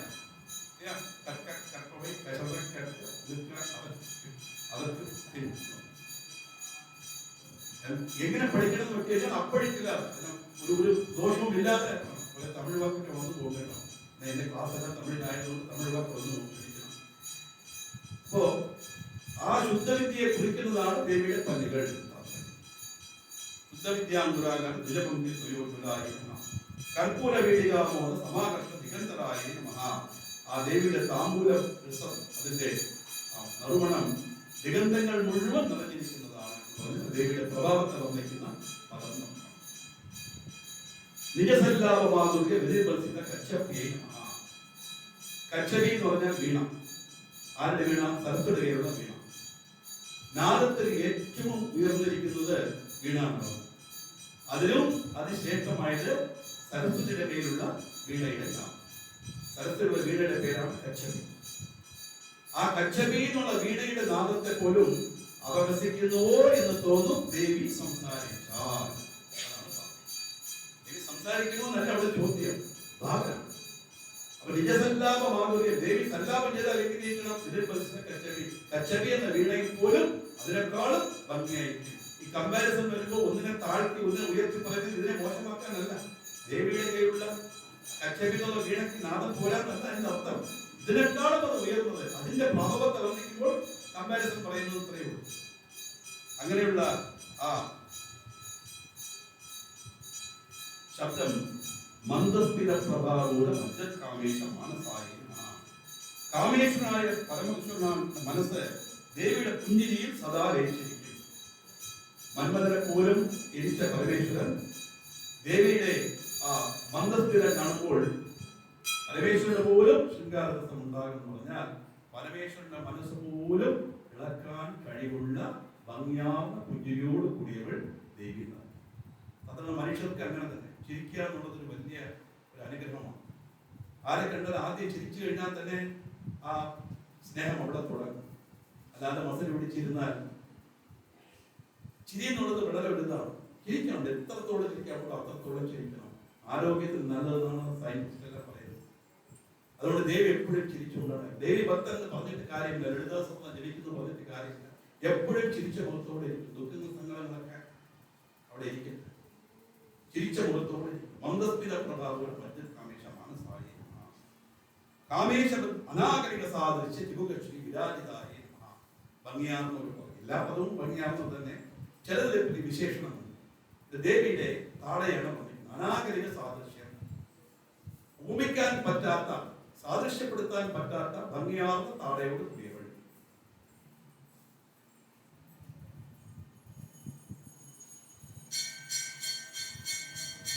കാരണം ഈ താടയെ വർണ്ണിക്കാനായി പല കവികൾ ശ്രമിച്ചു, അവർക്കാർക്കും സാധിച്ചില്ല. ബ്രഹ്മദേവൻ ഇതിന് നികരായ ഒരു വസ്തുവിനെ സൃഷ്ടിക്കാനായി ഒരുപാട് സൃഷ്ടി നടത്തി നോക്കി. ദേവിയുടെ ആ ചുമുഖത്തിന് രൂപമായി ഒരെണ്ണം സൃഷ്ടിക്കാൻ കഴിഞ്ഞില്ല. എന്ന് പറഞ്ഞാൽ എന്താണ്? അത്ര കണ്ട് വിശേഷപ്പെട്ടതാണ് ദേവിയുടെ സ്വരൂപം. നാഗരിക സാധിച്ച ചുമുഖശ്രീ വിരാജിതായി. ആ താടയ്ക്ക് താഴെ കാമേശബദ്ധ മാംഗല്യ സൂത്രശോഭിത കന്ദരായ നമഃ. സ്വർണം കൊണ്ടുള്ള അങ്കദം, കേയൂരം, പരമേശ്വരനാൽ ബന്ധിക്കപ്പെട്ട മംഗളസൂത്രത്താൽ ശോഭിക്കുന്ന കഴുത്തോട് കൂടിയവൾ. മംഗളസൂത്രം വളരെ പ്രാധാന്യം അർഹിക്കുന്നതാണ്. സാധാരണ നമ്മുടെ സമുദായത്തിൽ ഓരോരുത്തർക്കും ഓരോ രീതിയുണ്ട്. മറ്റു സമുദായത്തിലൊക്കെ ഒരു സ്വർണ്ണത്തിലിടും. സാധാരണ തമിഴ് സമ്പ്രദായം അനുസരിച്ച് ചരടിലാണ്. എത്ര പവൻ ഉൾപ്പെടിയിട്ടാലും സ്വർണ്ണാഭരണം ഇട്ടാലും ഇത് ഇടും. പല നൂലുകൾ കൊണ്ട് കോർത്തിണക്കിയതാണ് ഈ മാംഗല്യസൂത്രം. ഒരു നൂല് എന്ന് പറഞ്ഞാൽ ഈസി ആയിട്ട് ഉടക്കാൻ സാധിക്കും. പക്ഷെ പല നൂലുകൾ കൊണ്ട് കോർത്തിണക്കിയ ഈ ചരടിനെ പൊട്ടിക്കാൻ സാധിക്കില്ല. ശ്രമിച്ചു നോക്കൂ, കൈ മുറിയുന്നല്ലാതെ അത് പൊട്ടുകയില്ല. എന്താണ് താല്പര്യം എന്ന് പറഞ്ഞാൽ, കുടുംബം എന്ന് പറഞ്ഞാൽ അങ്ങനെ ഇരിക്കണം. അത് കെട്ടുമ്പോൾ തന്നെ പറയുന്ന മന്ത്രം മാംഗല്യം തന്തുനാനയൻ മമ ജീവന ഹേതുന രണ്ടേ ബദ്നാമി സുഭഗേ പുഞ്ചീവ ശരദശതം. അനേകം നൂലുകൾ കൊണ്ട് കെട്ടപ്പെട്ട ഈ മാംഗല്യ സൂത്രത്തെ ഈ സുഭഗേ സുന്ദരിയായ പെണ്ണെ, എല്ലാവർക്കും ആ സമയത്ത് സുന്ദരിയായിട്ട് തോന്നും. സുന്ദരിയായ പെണ്ണെ, നിന്റെ കഴുത്തിൽ ഞാൻ അണിയിക്കുന്നു. 100 വർഷം ഇത് നിന്റെ കഴുത്തിനെ അലങ്കരിക്കട്ടെ. 100 വർഷം കഴുത്തിനെ അലങ്കരിക്കട്ടെ എന്ന് പറഞ്ഞാൽ ഒരു വയസ്സെങ്കിലും ഡിഫറൻസ് കാണുമല്ലോ. സാധാരണ 101 വർഷം ഞാനും ജീവിക്കട്ടെ. ഒരു പ്രാർത്ഥനയെ തന്നെ രണ്ടും പറയുന്നത്. അതാണ് ഈ മാംഗല്യ സൂത്രത്തിന്റെ കാര്യം. അങ്ങനെയുള്ള മാംഗല്യ സൂത്രത്തെ കഴുത്തിൽ അണിയിച്ച പരമേശ്വരനാൽ കെട്ടപ്പെട്ട മാംഗല്യ സൂത്രത്താൽ ശോഭിപ്പിക്കപ്പെട്ട കഴുത്തോട് കൂടിയവൾ ആണ് കാമേശബദ്ധ മാംഗല്യ സൂത്ര ശോഭിത കന്ധരായി നമഃ. കനകാന്തര കേയൂര കമനീയ ഭുജാൻവിതായി നമഃ. സ്വർണ്ണം കൊണ്ടുള്ള അങ്കലം കേയിരം തുടങ്ങിയ ആഭരണങ്ങളാൽ ശോഭിക്കപ്പെട്ടവൾ. ഓരോ പഴക്കത് ഡാൻസിന് മാത്രമേ ഉള്ളൂ. പണ്ട് സാധാരണ കുടുംബസ്ത്രീകൾ വരെ അതൊക്കെ അണി കൈവരും ഇതെല്ലാം. ഇന്ന് അതെല്ലാം ഔട്ട് ഓഫ് ഫാഷനായി ഡാൻസിൽ പോകുന്നത് മാത്രം. ദേവി സ്വരൂപത്തിൽ നോക്കിയാൽ നമ്മൾ എന്തെങ്കിലും ഒരു കുട്ടിയെ ദേവിയായിട്ട് വേഷം കെട്ടിയാൽ ഇതെല്ലാം നമ്മൾ ചെയ്യും. ഈ ആഭരണങ്ങളെല്ലാം ഇടും. കാരണം എന്താ? ഇതെല്ലാം ദേവി സ്വരൂപത്തിലാണ്. ആഭരണം എന്ന് പറഞ്ഞാൽ ഉടനെ എന്താണ് നമ്മൾ വിചാരിക്കേണ്ടത്? സന്തോഷത്തിന്റെ പ്രതീകം. അതാണ് പട്ടുവസ്ത്രം, ആഭരണമെല്ലാം സന്തോഷത്തിന്റെ പ്രതീകമാണ്. കനകാംഗിയുടെ കൈയിലൂടെ കമനീയ ഭുജാൻവിതായി നമഃ. രത്നക്രീവൈ ചിന്താൻ ലോലമുക്ത ഫലാൻവിതായി നമഃ. തന്നെ ഭജിക്കുന്നത് കാണതും ഇടത്തരത്തിലും ഏറ്റവും ഉന്നതമായ ആൾ എല്ലാവർക്കും ഒരുപോലെ അനുഗ്രഹം ചെയ്യുന്നവൾ ദേവി. അതുകൊണ്ട് ദേവിയുടെ മുമ്പിൽ പോയിട്ട് എനിക്ക് ഇത്രയേ പറ്റുള്ളൂ അങ്ങനെ വിചാരിക്കരുത്. പല സ്ഥലങ്ങളിലും ഈ പൈസക്ക് പ്രാധാന്യം കൊടുത്ത് ചെയ്യുന്നുണ്ട്. അതൊക്കെ പോട്ടെ, നമ്മൾ അതൊന്നും കരുതണ്ട. എവിടെ ഇരുന്നാലും അവിടെ അടുത്ത് പോകണമെങ്കിൽ 500 കൊടുത്ത് എവിടെ ഇരുന്ന് തൊഴുതാലും മതി. ദേവി നമ്മളെ അന്വേഷിച്ച് വരും. ആ ചിന്ത നമുക്ക് വേണം. അവന്റെ മുമ്പിൽ നിൽക്കുന്നവൻ ആരാണെന്നൊന്നും നോക്കില്ല, എങ്ങനെ വരുന്നു എന്ന് മാത്രമേ ഉള്ളൂ. എന്ത് കൊടുക്കുന്നു എന്നല്ല, എങ്ങനെ കൊടുക്കുന്നു എന്നുള്ളതാണ്. ഇപ്പോ ഈശ്വരന് മുമ്പിൽ പണക്കാരൻ പാവം, പഠിച്ചവൻ പഠിക്കാത്തവൻ വ്യത്യാസമൊന്നും ദേവിക്കില്ല. എല്ലാവർക്കും ഒരേപോലെ അനുഗ്രഹം കൊടുക്കുന്നവൾ, ഭക്തന്മാർക്ക് അവർക്ക് യോജിച്ച ഫലം നൽകുന്നവൾ. യോജിച്ച ഫലം എന്ന് പറഞ്ഞാൽ ഓരോരുത്തർക്കും ഓരോ പല കാര്യങ്ങളുണ്ട്. എല്ലാവരും ഒരേ തൊഴിലല്ലോ ചെയ്യുന്നു. ഓരോരുത്തർ ഓരോ തൊഴിലായിരിക്കും ചെയ്യുന്നത്. ആ തൊഴിലിന്റെ അഭിവൃദ്ധി അനുസരിച്ച് അവന് ഫലത്തെ കൊടുക്കുന്നവൻ. കാമേശ പ്രേമരത്ന മണി പ്രതിഫലത്തന്നീ നമഃ. പരമേശ്വരന്റെ പ്രേമത്തിന് പ്രതിഫലമായി കൊടുക്കുന്ന ഭംഗിയാവുന്ന സ്ഥലത്തോട് കൂടിയവൾ. ഇതൊരു രൂപമാണ്. ദേവിയുടെ സ്ഥലം എന്ന് പറഞ്ഞാൽ നമ്മൾ വാക്യാർത്ഥമായിട്ടല്ല എടുക്കേണ്ടത്. അത് സൂര്യചന്ദ്രന്മാരെ കുറിക്കും. കണ്ണ്, കാതിടത്തോട് സ്ഥലം, ഇതെല്ലാം സൂര്യചന്ദ്രന്മാരെ കുറിക്കും. സൂര്യൻ എന്ന് പറഞ്ഞാൽ ആത്മ, ചന്ദ്രൻ എന്ന് പറഞ്ഞാൽ മനസ്സ്. പറഞ്ഞ എന്താണ്? എപ്പോഴാണോ നമ്മുടെ മനസ്സ് ഈശ്വര ചിന്തയിൽ പോകുന്നത്, അതാണ് മനസ്സ് ആത്മാവിനെ കുറിച്ച് ചിന്തിക്കുന്നത്. താല്പര്യം അതാണ് സന്ധ്യ. നമ്മുടെ സമയത്തിന് ഒരു 6:20 പ്രഭാതം 6:10 സമയം വെച്ചിട്ടുണ്ടെങ്കിൽ സന്ധ്യ എന്ന് പറയുന്നത് ശരിക്കും മനസ്സ് എപ്പോ ആത്മാവിൽ ലയിക്കുന്നുവോ അതാണ് സന്ധ്യ. നാഭ്യാലപാലരോമാണി നാഭിയിൽ നിന്ന് പൊന്തി വരുന്ന രോമാവലിയാകുന്ന ലതയിൽ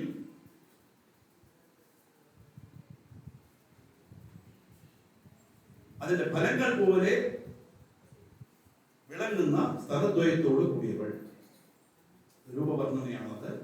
പിന്നെ ഇത് സാമുദ്രിക ലക്ഷണം അനുസരിച്ച് ഇതൊക്കെ എങ്ങനെയിരിക്കും എന്നൊക്കെയുള്ളതാണ്. അതെങ്ങനെ പബ്ലിക്കായിട്ട് വർണ്ണിച്ചാൽ ശരിയാവില്ല. കാര്യങ്ങൾ മനസ്സിലാക്കിയാൽ മതി. രൂപവർണ്ണനയാണത്.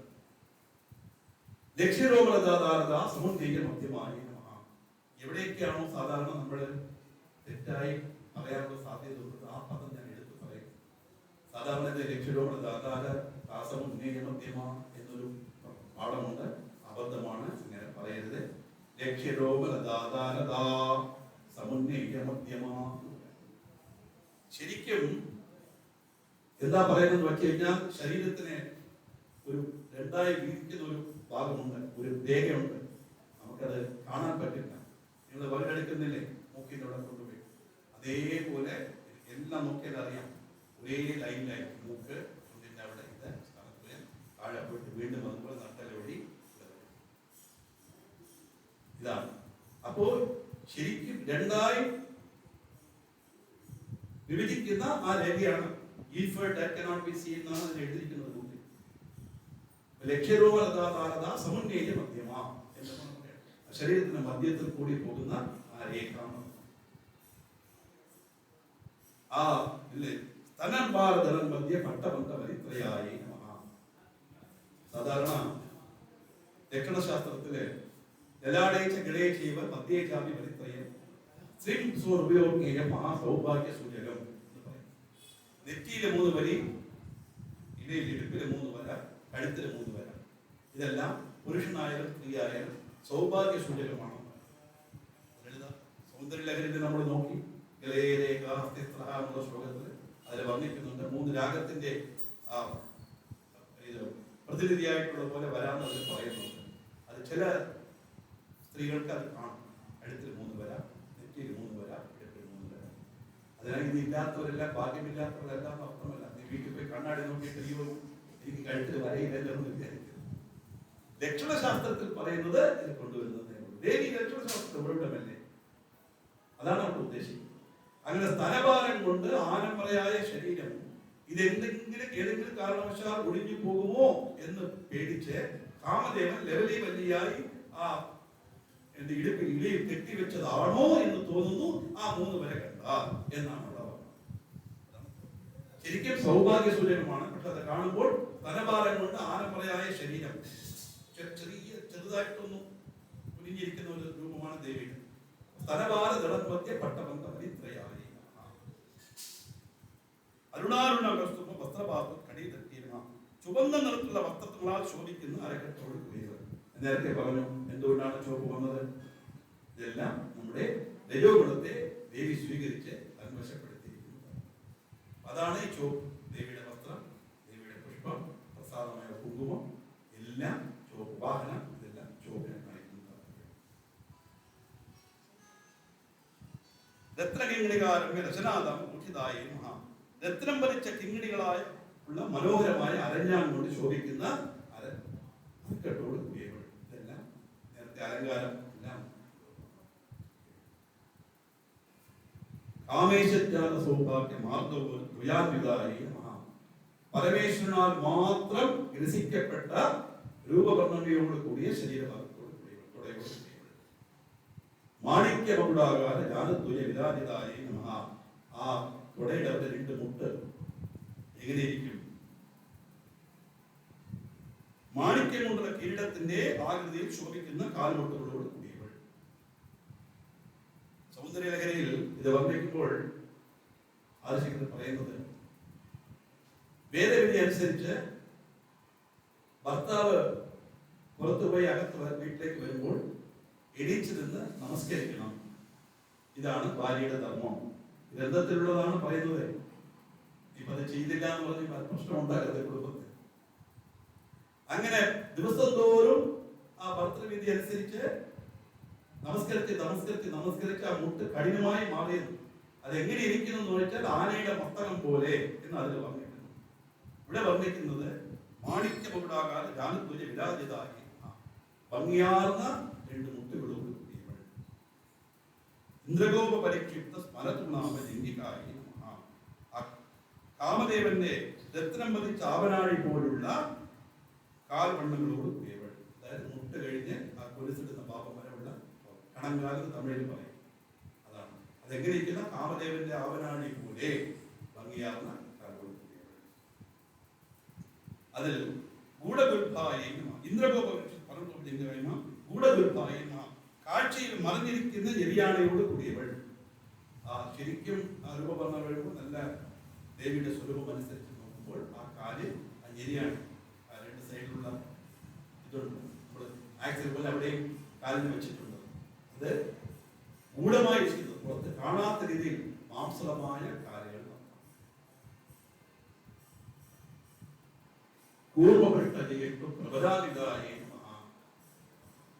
ആ പുറവടി എങ്ങനെയിരിക്കും?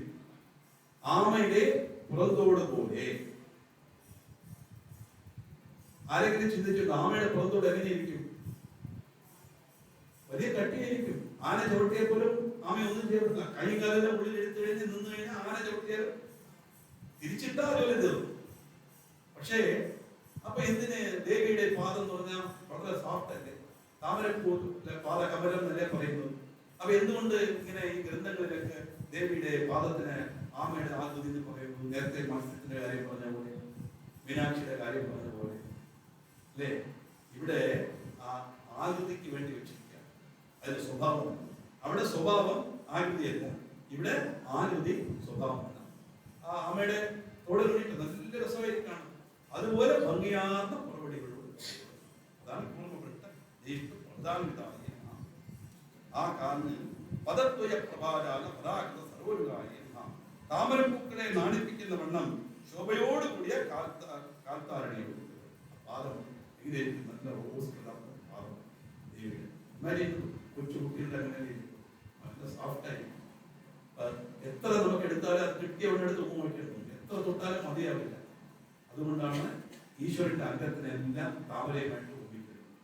കർണകമലം, പദകമലം, കരകമലം, നയനകമലം. എന്താണ് ഈ കമലം? കമലം കാര്യം, കമലം എന്ന് പറഞ്ഞാൽ താമര. താമരയുടെ സ്വഭാവം എന്താണ്? ചെളിയിലെ വളരുകയുള്ളൂ, പക്ഷേ ചെളി അതിന്റെ ബാധിക്കും.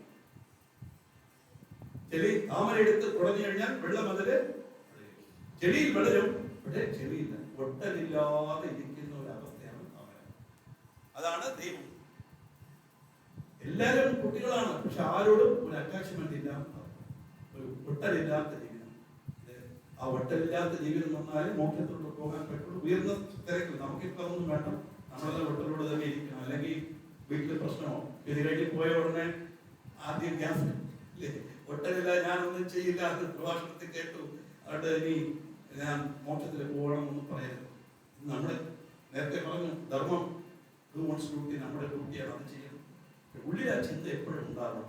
ഇതെല്ലാം ശാശ്വതമല്ല, ഇന്നല്ലെങ്കിൽ നാളെ ഒരു ദിവസം ഈ കണ്ണാടി എത്ര നാൾ നമുക്ക് വെച്ചുകൊണ്ടിരിക്കാൻ സാധിക്കും അല്ലേ? ഒന്നുകിൽ പവർ കൂടും, അല്ലെങ്കിൽ താഴെ വീഴുന്ന ഉടയും, അല്ലെങ്കിൽ കളഞ്ഞു പോകും, അല്ലെങ്കിൽ കണ്ണാടി ഇരിക്കും, ഇടുന്ന ആള് ഏതെങ്കിലും ഒരു രീതിയിൽ ഇത് ഉപയോഗശൂന്യമായി മാറും. എല്ലാ വസ്തുക്കളും അങ്ങനെ തന്നെ. കാരണം എന്താ? എല്ലാം മായക്കുള്ളിൽ കൊള്ളുന്നു. അതുകൊണ്ട് ഇവിടെ ചിഞ്ചാനമണി മണ്ഡിത ശ്രീ പദാംബുജായ ആ പാദത്തിൽ നല്ല മണിമുത്തുകളാൽ കോർക്കപ്പെട്ട ആ പാദസരം അണിഞ്ഞ ആ കാലുകളോട് ദേവിയുടെ ഒരു ഭംഗി. മലയാളി മന്ദ ഗമനായി അരയന്നപ്പിട പോലെ ഭംഗിയായി നടക്കുന്ന ദേവി. അഗസ്ത്യൻ ഇങ്ങനെ പറഞ്ഞു, ആദിശങ്കർ പറഞ്ഞ എന്താന്ന് വെച്ച് കഴിഞ്ഞാൽ, അരയന്നപ്പിട പോലെ ദേവി നടക്കുന്നെന്ന് പറഞ്ഞാൽ ദേവിക്ക് നടക്കാൻ പഠിപ്പിച്ചത് അരയന്ന പക്ഷി ആവൂലേ? അത് ശരിയാവില്ല. ഈ അരയന്ന പക്ഷി നടക്കാൻ എങ്ങനെയാ പഠിച്ചതെന്ന് പറഞ്ഞാൽ ദേവിയുടെ ചുവടുകൾ വെച്ചാണ് പഠിച്ചത്. പദന്യാസ ക്രീഡ പരിചയവിവാലബ്ധു മനസഹ. പഠിച്ചവർക്ക് മുഖത്ത് സന്തോഷം വരുന്നുണ്ട്, ശ്ലോകം. കാരണം ദേവി പൂന്തോട്ടത്തിൽ നടക്കുമ്പോൾ അരയന്ന പക്ഷി അതിന്റെ പുറകിലിരുന്നുകൊണ്ട് ഓരോ ചുവടിൽ തന്നെ കാല് വെച്ച് കാല് വെച്ച് കാല് വെച്ച് നടക്കുമത്രേ. അങ്ങനെയാണ് ഈ അരയന്ന പക്ഷി നടക്കാൻ പഠിച്ചത്. പക്ഷെ ഇവിടെ വരുമ്പോഴായി അന്നനട കട അരയന്ന പക്ഷി നടക്കുന്നത് നമ്മൾ കണ്ടിട്ടുള്ളൂ, ദേവി നടക്കുന്നത് കണ്ടിട്ടില്ല. സൗന്ദര്യകരെ പഠിച്ചാൽ അത് മനസ്സിലാവും. ഇവിടെ പറയുന്നത് ദേവി നടന്നാൽ അരയന്ന പക്ഷി അന്നപ്പക്ഷി നടക്കുന്നത് പോലെ ഭംഗിയായി നടക്കുന്ന സ്വരൂപത്തോട് ദേവൾ മലയാളി ബന്ധങ്ങളാണ്. അങ്ങനെ ദേവി എങ്ങനെ? മഹാലാവണ്യ ശേവതയെ ഭംഗിയാർന്ന സൗന്ദര്യത്തിന്റെ ഉറവിടമായ ശരീരത്തോട് കൂടിയവൾ, സൗന്ദര്യത്തിന്റെ ഉറവിടമായ ദേവി. സർവാരുണായ നമഃ. എല്ലാം ചോക്കുന്നത് സർവാരുണ. അത് അരുണം എന്ന് പറയുന്നത് നമ്മുടെ രജോ ഗുണത്തെ ഇല്ലാതാക്കുന്നത്. അപ്പൊ നമ്മൾ നോക്കണം, കുങ്കുമം എവിടെ ഇടുമ്പോൾ ഇതിന്റെ രജോ ഗുണം കുറയാൻ വേണ്ടിയാണ് ഈ പ്രസാദം എന്ന് പറഞ്ഞ് തന്നെ ഇടണം. കഴിയുന്നത്ര ദേഷ്യവും ഇതുമെല്ലാം കുറയ്ക്കണം. കൂടുതൽ പറയാൻ പറ്റൂല, എന്റെ മോളെ മുമ്പിൽ എഴുതിയാണ് എടുത്ത് ചോദിച്ചാൽ ഞാൻ തോന്നും. മനുഷ്യർക്ക് വരും. കാരണം 14 ദുർഗുണങ്ങൾ വരുന്നുണ്ട്. കാമം, ക്രോധം, ലോഭം, മോഹം, മതം, മാത്സര്യം, ദർഭം, ദർഭം, ഈർഷ്യ, അസൂയ, ഇച്ഛ, അഹങ്കാരം, രാഗം, ദ്വേഷം. ഇത് എല്ലാവരുടെ ശരീരത്തിൽ ആരും വ്യതിവിലക്കൊന്നുമില്ല. പ്രപ്പോർഷൻ മേഖലയിൽ എല്ലാം ഒരേ സമയത്ത് പ്രവർത്തിക്കില്ല. ചിലത് അതിന് ശിഖരത്തിലേക്കുന്ന കാമം, ക്രോധം. കാമം എന്ന് പറഞ്ഞാൽ ഉടനെ ഒരു സ്ത്രീക്ക് പുരുഷനോട്, പുരുഷനോട് സ്ത്രീയോട് തോന്നുന്ന വികാരം മാത്രം കരുതരുത്. എല്ലാത്തിനും അർത്ഥം വേറെ ഉണ്ട്.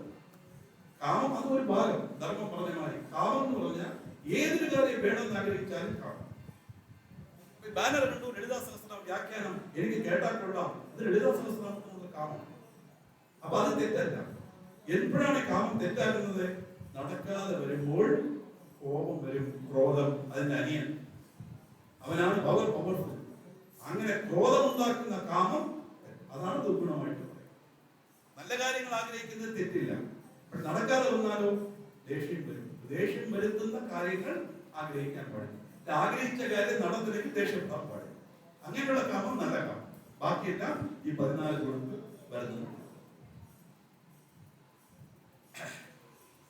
സർവാഭരണ മുഖ്യതായ അനവധ്യാംഗീനമ സർവാരുണായ നമഃ. അതുകൊണ്ടാണ് ചുവപ്പ് എന്ന് പറയുന്നത്. ദേവിയുടെ വസ്ത്രം, ദേവിയുടെ പുഷ്പം, കുങ്കുമം എല്ലാം വാഹനം എല്ലാം ചുവപ്പ് നിറം വരാനുള്ള കാര്യം അതാണ്. അനവധ്യാംഗേ നമഃ, കുറ്റം കുറവില്ലാത്ത അവയവങ്ങളോട് കൂടിയവൾ ദേവി. കുറ്റം കുറവില്ലാത്ത അവയവങ്ങളോട് കൂടിയവൾ എന്ന് പറഞ്ഞാൽ പൂർണ്ണത. കുറ്റം കുറവെന്ന് പറഞ്ഞാൽ കുറ്റം കുറവുള്ളത് കുറ്റമായിട്ടല്ല അവിടെ കണക്കാക്കുക. ഈശ്വര സ്വരൂപത്തെ നോക്കുമ്പോൾ പൂർണ്ണതയാണ് അവർ ഉദ്ദേശിക്കുന്നത്. എല്ലാം നിറഞ്ഞതാണ് ഈശ്വര സ്വരൂപം. അങ്ങനെ സ്വരൂപത്തോട് കൂടിയവൾ സർവാഭരണ ഭൂഷിതായ നമഃ, എല്ലാവിധമായ ആഭരണങ്ങളാൽ അലങ്കരിക്കപ്പെട്ട ശരീരത്തോട് കൂടിയവൾ സർവാഭരണ ഭൂഷിതായ നമഃ. ശിവകാമേശ്വരാംഗസ്ഥായ നമഃ, ശിവകാമേശ്വരന്റെ മടിത്തട്ടിലിരിക്കുന്ന ദേവിക്ക് നമസ്കാരം. പരമേശ്വരന്റെ മടിത്തട്ടിലിരിക്കുന്ന ദേവിക്ക് നമസ്കാരം എന്ന് പറയുന്നത് ദേവിയുടെ പ്രഭാവത്തെ വർണ്ണിക്കുന്ന ഒരു ശ്ലോകം. ശിവായി നമഃ, വളരെ ഒരു ശ്രദ്ധിക്കേണ്ട പദമാണ്. ശിവ എന്ന് പറഞ്ഞാൽ പരമേശ്വരൻ, ശിവ എന്ന് പറഞ്ഞാൽ അതാണ് ഈ ശ്ലോകത്തിനെ മന്ത്രത്തിനെ സംഗീതവുമായിട്ട് ബന്ധപ്പെടുത്തി പാടിയാൽ ഇതുപോലുള്ള അബദ്ധങ്ങൾ ധാരാളം വരും. സംഗീതത്തെ ഞാൻ പഠിക്കുന്നതല്ല, കാര്യം മനസ്സിലാക്കാൻ വേണ്ടി മാത്രം പറയുന്നതാണ് ശിവ. ശിവ എന്ന് വിളിക്കുന്ന ഒരാള് ശിവ എന്ന് നേരിട്ട് പറഞ്ഞാൽ സ്ത്രീലിംഗമാണ്. അതുകൊണ്ട് ശിവ, ശിവ എന്ന് പറഞ്ഞാൽ പരമേശ്വരൻ, ശിവ എന്ന് പറഞ്ഞാൽ ശിവായി. ശിവം എന്ന് വാക്കിന് എന്താ അർത്ഥം? മംഗളം. ശിവം എന്ന് പറഞ്ഞാൽ മംഗളം. മംഗളസ്വരൂപിണി, മംഗളസ്വരൂപനായ ഭഗവാന്റെ പത്നി ശക്തി, മംഗളസ്വരൂപിണി. ശിവായി നമഃ, സ്വാധീന വല്ലഭായി നമഃ. എന്താണ്? തന്റെ പ്രഭാവത്താൽ പരമേശ്വരനെ സ്വാധിക്കാൻ ഉള്ളവൾ. വല്ലഭൻ എന്ന് പറഞ്ഞാൽ പരമേശ്വരൻ, പരമേശ്വരനെ സ്വാധീനിക്കാൻ കഴിവുള്ളവൾ. അപ്പോ അവിടെ സ്ത്രീകൾക്ക് മുഖ്യത്വം എന്നതുപോലെ തോന്നുന്നില്ലേ? ഭർത്താവിനെ സ്വാധീനിക്കുന്നവൾ എന്ന് പറഞ്ഞാൽ അതല്ല ഇവിടെ അർത്ഥം. ശിവൻ വരെ ശക്തി വരെ ഇല്ല, അതാദ്യം മനസ്സിലാക്കണം. രണ്ടും ചേർന്ന് അതാണ് അർദ്ധനാരീശ്വര കൺസെപ്റ്റ്. അത് ശ്രീകണ്ഠാർത്ഥ ശരീരണ്യ മഹാനുണ്ട്. ശ്രീകണ്ഠേശ്വരന്റെ സന്നിധിയിലായതുകൊണ്ട് അപ്പോൾ ഡീറ്റെയിൽ ആയിട്ട് ഞാൻ പറയാം എന്താണ് അർദ്ധനാരീശ്വരൻ, ഇങ്ങനെ അത് വന്നു. ശരിക്കും ഇവിടെ പറയുന്നത് ശക്തിയും ശിവനും ചേർന്നിരുന്നാലേ പൂർണ്ണമാണ്. ശിവശക്തിയായിട്ടു ഇതിഭവതി ശക്ത പ്രഭവിതും അജയ ദേവം ദേവോ നഗരകുശല സ്പന്ദിതം. ആദ്യത്തെ ശ്ലോകം. ഇവിടെ സ്വാധീന വല്ലഭായി എന്ന് പറഞ്ഞാൽ പരമേശ്വരനാകുന്ന വല്ലഭനെ സ്വാധീനിക്കാൻ കഴിവുള്ളവൾ എന്നത് ദേവിയുടെ പ്രഭാവത്തെ കാണിക്കുന്ന പദങ്ങൾ. സുമേരവദ്യ ശുദ്ധസ്ഥായ നമഃ, മേരു എന്ന് പറഞ്ഞാൽ ഹിമാലയ പർവ്വതം, അതിന്റെ ശിഖരത്തിൽ വസിക്കുന്നവൾ എന്ന അർത്ഥമുണ്ട്. ഞാൻ പറഞ്ഞത് എല്ലാത്തിനും രണ്ടർത്ഥം, ആത്മീയമായ അർത്ഥമുണ്ട്. മേരു എന്ന് പറഞ്ഞാൽ എന്താണ്? ഈ ശരീരം, ഈ ശരീരത്തിനുള്ളിൽ ഒരു സൂക്ഷ്മ ശരീരം, അതിൽ 72,000 നെർവുകൾ, നാഡികളുണ്ട്. അതിൽ അതിമുഖ്യമായവ 12, അതിലും അതിമുഖ്യമായത് 3: ഇടാനാടി, പിംഗളാനാടി, സുഷുമ്നാനാടി. മനസ്സിലാകാൻ വേണ്ടി പറയാം. ബാക്കിൽ കഴുത്ത് മുതൽ അരക്കച്ച വരെ നട്ടലുള്ള ഭാഗത്തിരിക്കുന്നതായി സങ്കല്പിക്കാം. നട്ടലിന് ഇതിന് ബന്ധമില്ല, സങ്കല്പിക്കാം. ആ സുഷുമ്നാനാടിയെ ചുറ്റി ഇടാനാടി, പിംഗളാനാടി ഇങ്ങനെ പിണഞ്ഞ് പിണഞ്ഞ് പിണഞ്ഞ് പിണഞ്ഞ് ഇവിടെ വന്ന് ഇങ്ങനെ രണ്ടാമത് ഇങ്ങനെ. അതാണ് ഏത് കർമ്മ ചെയ്യുമ്പോൾ ശുക്ലാംബരം വിട്ടും ഇങ്ങനെ കൂട്ടുന്നത്. ഇവിടെ ഇരുന്നുകൊണ്ട് ഇവിടെ ഒന്നും ചെയ്യരുത്, ഇവിടെ ഒരു ചുക്കുമില്ല, ഇവിടെയാണ് ഇരിക്കുന്ന സാധനം. ഇത് രണ്ടും ഇങ്ങനെ കൊട്ടുന്ന സമയത്ത് ഇടാനാടി പിംഗളാനാടിയും ആക്ടിവേറ്റ് ആയി സുഷുമ്നാനാടി സ്ട്രൈറ്റ് ആവുമ്പോൾ മൂലാധാരം തുറക്കും. അവിടെ കുണ്ടലിനി ശക്തി, കുണ്ടലിനി ശക്തി എന്താണെന്നൊക്കെ വരുന്നത്. മഹാശക്തി കുണ്ടലിനി ഈ പറയുന്ന കാര്യങ്ങളൊക്കെ ദിവസവും നമ്മൾ ജപിക്കുന്നത് തന്നെയാണ്. പക്ഷെ ഇതാണ് അത് എന്നുള്ളത് പലർക്കും അറിയാനുള്ള സന്ദർഭം കിട്ടിയില്ല. അങ്ങനെ കിട്ടാത്തവർക്ക് ഈ ഒരു സന്ദർഭം പ്രയോജനപ്പെടണം. അതാണ് എന്റെ ഉദ്ദേശം. അത് നമുക്ക് കുണ്ടലിനി കാര്യം നോക്കാം. അപ്പൊ ഈ ഒരു നാടി ഇവിടെ വരുന്നതാണ് താല്പര്യം. ആ സുഷുമ്നാ നാടി 7 ആധാരം: മൂലം, സ്വാധിഷ്ഠാനം, മണിപൂരകം, അനാഹരം, വിശുദ്ധി, ആജ്ഞ, സഹസ്രാരം. ഇതൊക്കെ നിങ്ങൾക്ക് നേരിട്ട് കണ്ട് മനസ്സിലാക്കണമെങ്കിൽ തെക്കേത്തൊരു ശങ്കരമഠം ഉണ്ട്. അവിടെ പോയാൽ അവിടെ പടം ഉണ്ട്. നമ്മുടെ ശരീരത്തിൽ എത്ര നാടികളുണ്ട്, അത് എത്ര ഇതുണ്ട് കാണാൻ സാധിക്കും. അതിലും കുറച്ചുകൂടി ഭംഗിയായിട്ട് മനസ്സിലാക്കണമെങ്കിൽ ചെങ്കുള്ളൂർ ശിവപാർവതി ക്ഷേത്രത്തിൽ ആ ശിവലിംഗത്തിനുള്ളിൽ പോയാൽ മതി. 7 തട്ട്, ഓരോ ആധാരത്തിലും എത്ര ഇത് താമിഴ് ഇതിനകത്തുണ്ട്. ലളിതാശാസ്ത്രം നമ്മൾ ജപിക്കുന്നത് തന്നെയാണ്. ആ അതേ രൂപത്തിൽ, ആ നിറത്തിൽ താമരയുടെ എതിഴും അതിന്റെ രൂപവും എല്ലാം വർണ്ണിച്ച് എന്തായുധം, അതിൽ എന്താണ് അതിന്റെ കുണ്ടശക്തിയുടെ വരാത്തതിനുള്ള ഡിഫക്ട് നമുക്ക് വരുന്നത് എല്ലാം വർണ്ണിച്ചു തരും. പുസ്തകത്തിലുള്ളത് മാത്രമല്ല നേരിട്ട് കാണാം. ഇപ്പോഴതാണല്ലോ നല്ലത്. കുറച്ചുകൂടി നല്ലോണം മനസ്സിലാക്കി 2 സ്ഥലത്ത് പോയാൽ നമുക്ക് ഇത് മനസ്സിലാക്കാം. ആ 7ാമത്തെ ആധാരത്തെയാണ് മേരു. സഹസ്രാരേ പത്മേ സഹരസി പത്യാവിരസേ എന്ന് പഠിച്ച സഹോദരൻ. 1000 വിധമുള്ള താമരയിൽ ശിവശക്തി രൂപമായി ദേവി ഇരിക്കുന്നു. അതാണ് സുമേരുമധ്യത്തിന്റെ സ്ഥായമാണ്. മേരുമധ്യത്തിൽ സ്ഥിതി ചെയ്യുന്നവർ.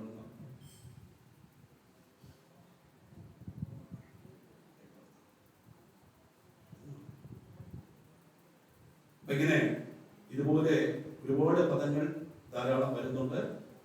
ദിവസവും ഇത് വന്ന് 1.5 മണിക്കൂർ ശ്രമിച്ചാൽ പറയുന്ന എനിക്കും ഒരു സന്തോഷം, കേൾക്കുന്ന നിങ്ങൾക്കും ഒരു നല്ല പ്രയോജനം കിട്ടും എന്നറിയാം. 1 മിനിറ്റ് ദേവിയെ മനസ്സിൽ വിചാരിച്ചുകൊണ്ട് ധ്യാനിക്കണം. ഞാൻ പ്രഥമമന്ത്രം പറയും.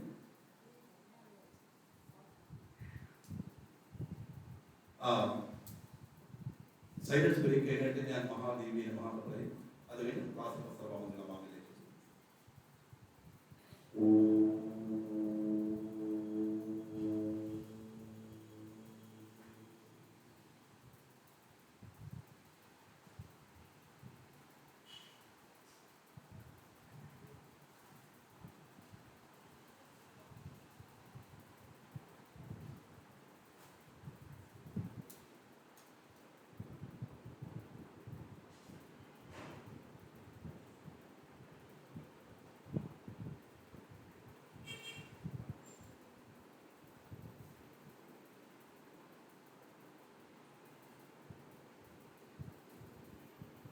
ओम श्री महादेव्यै नमः।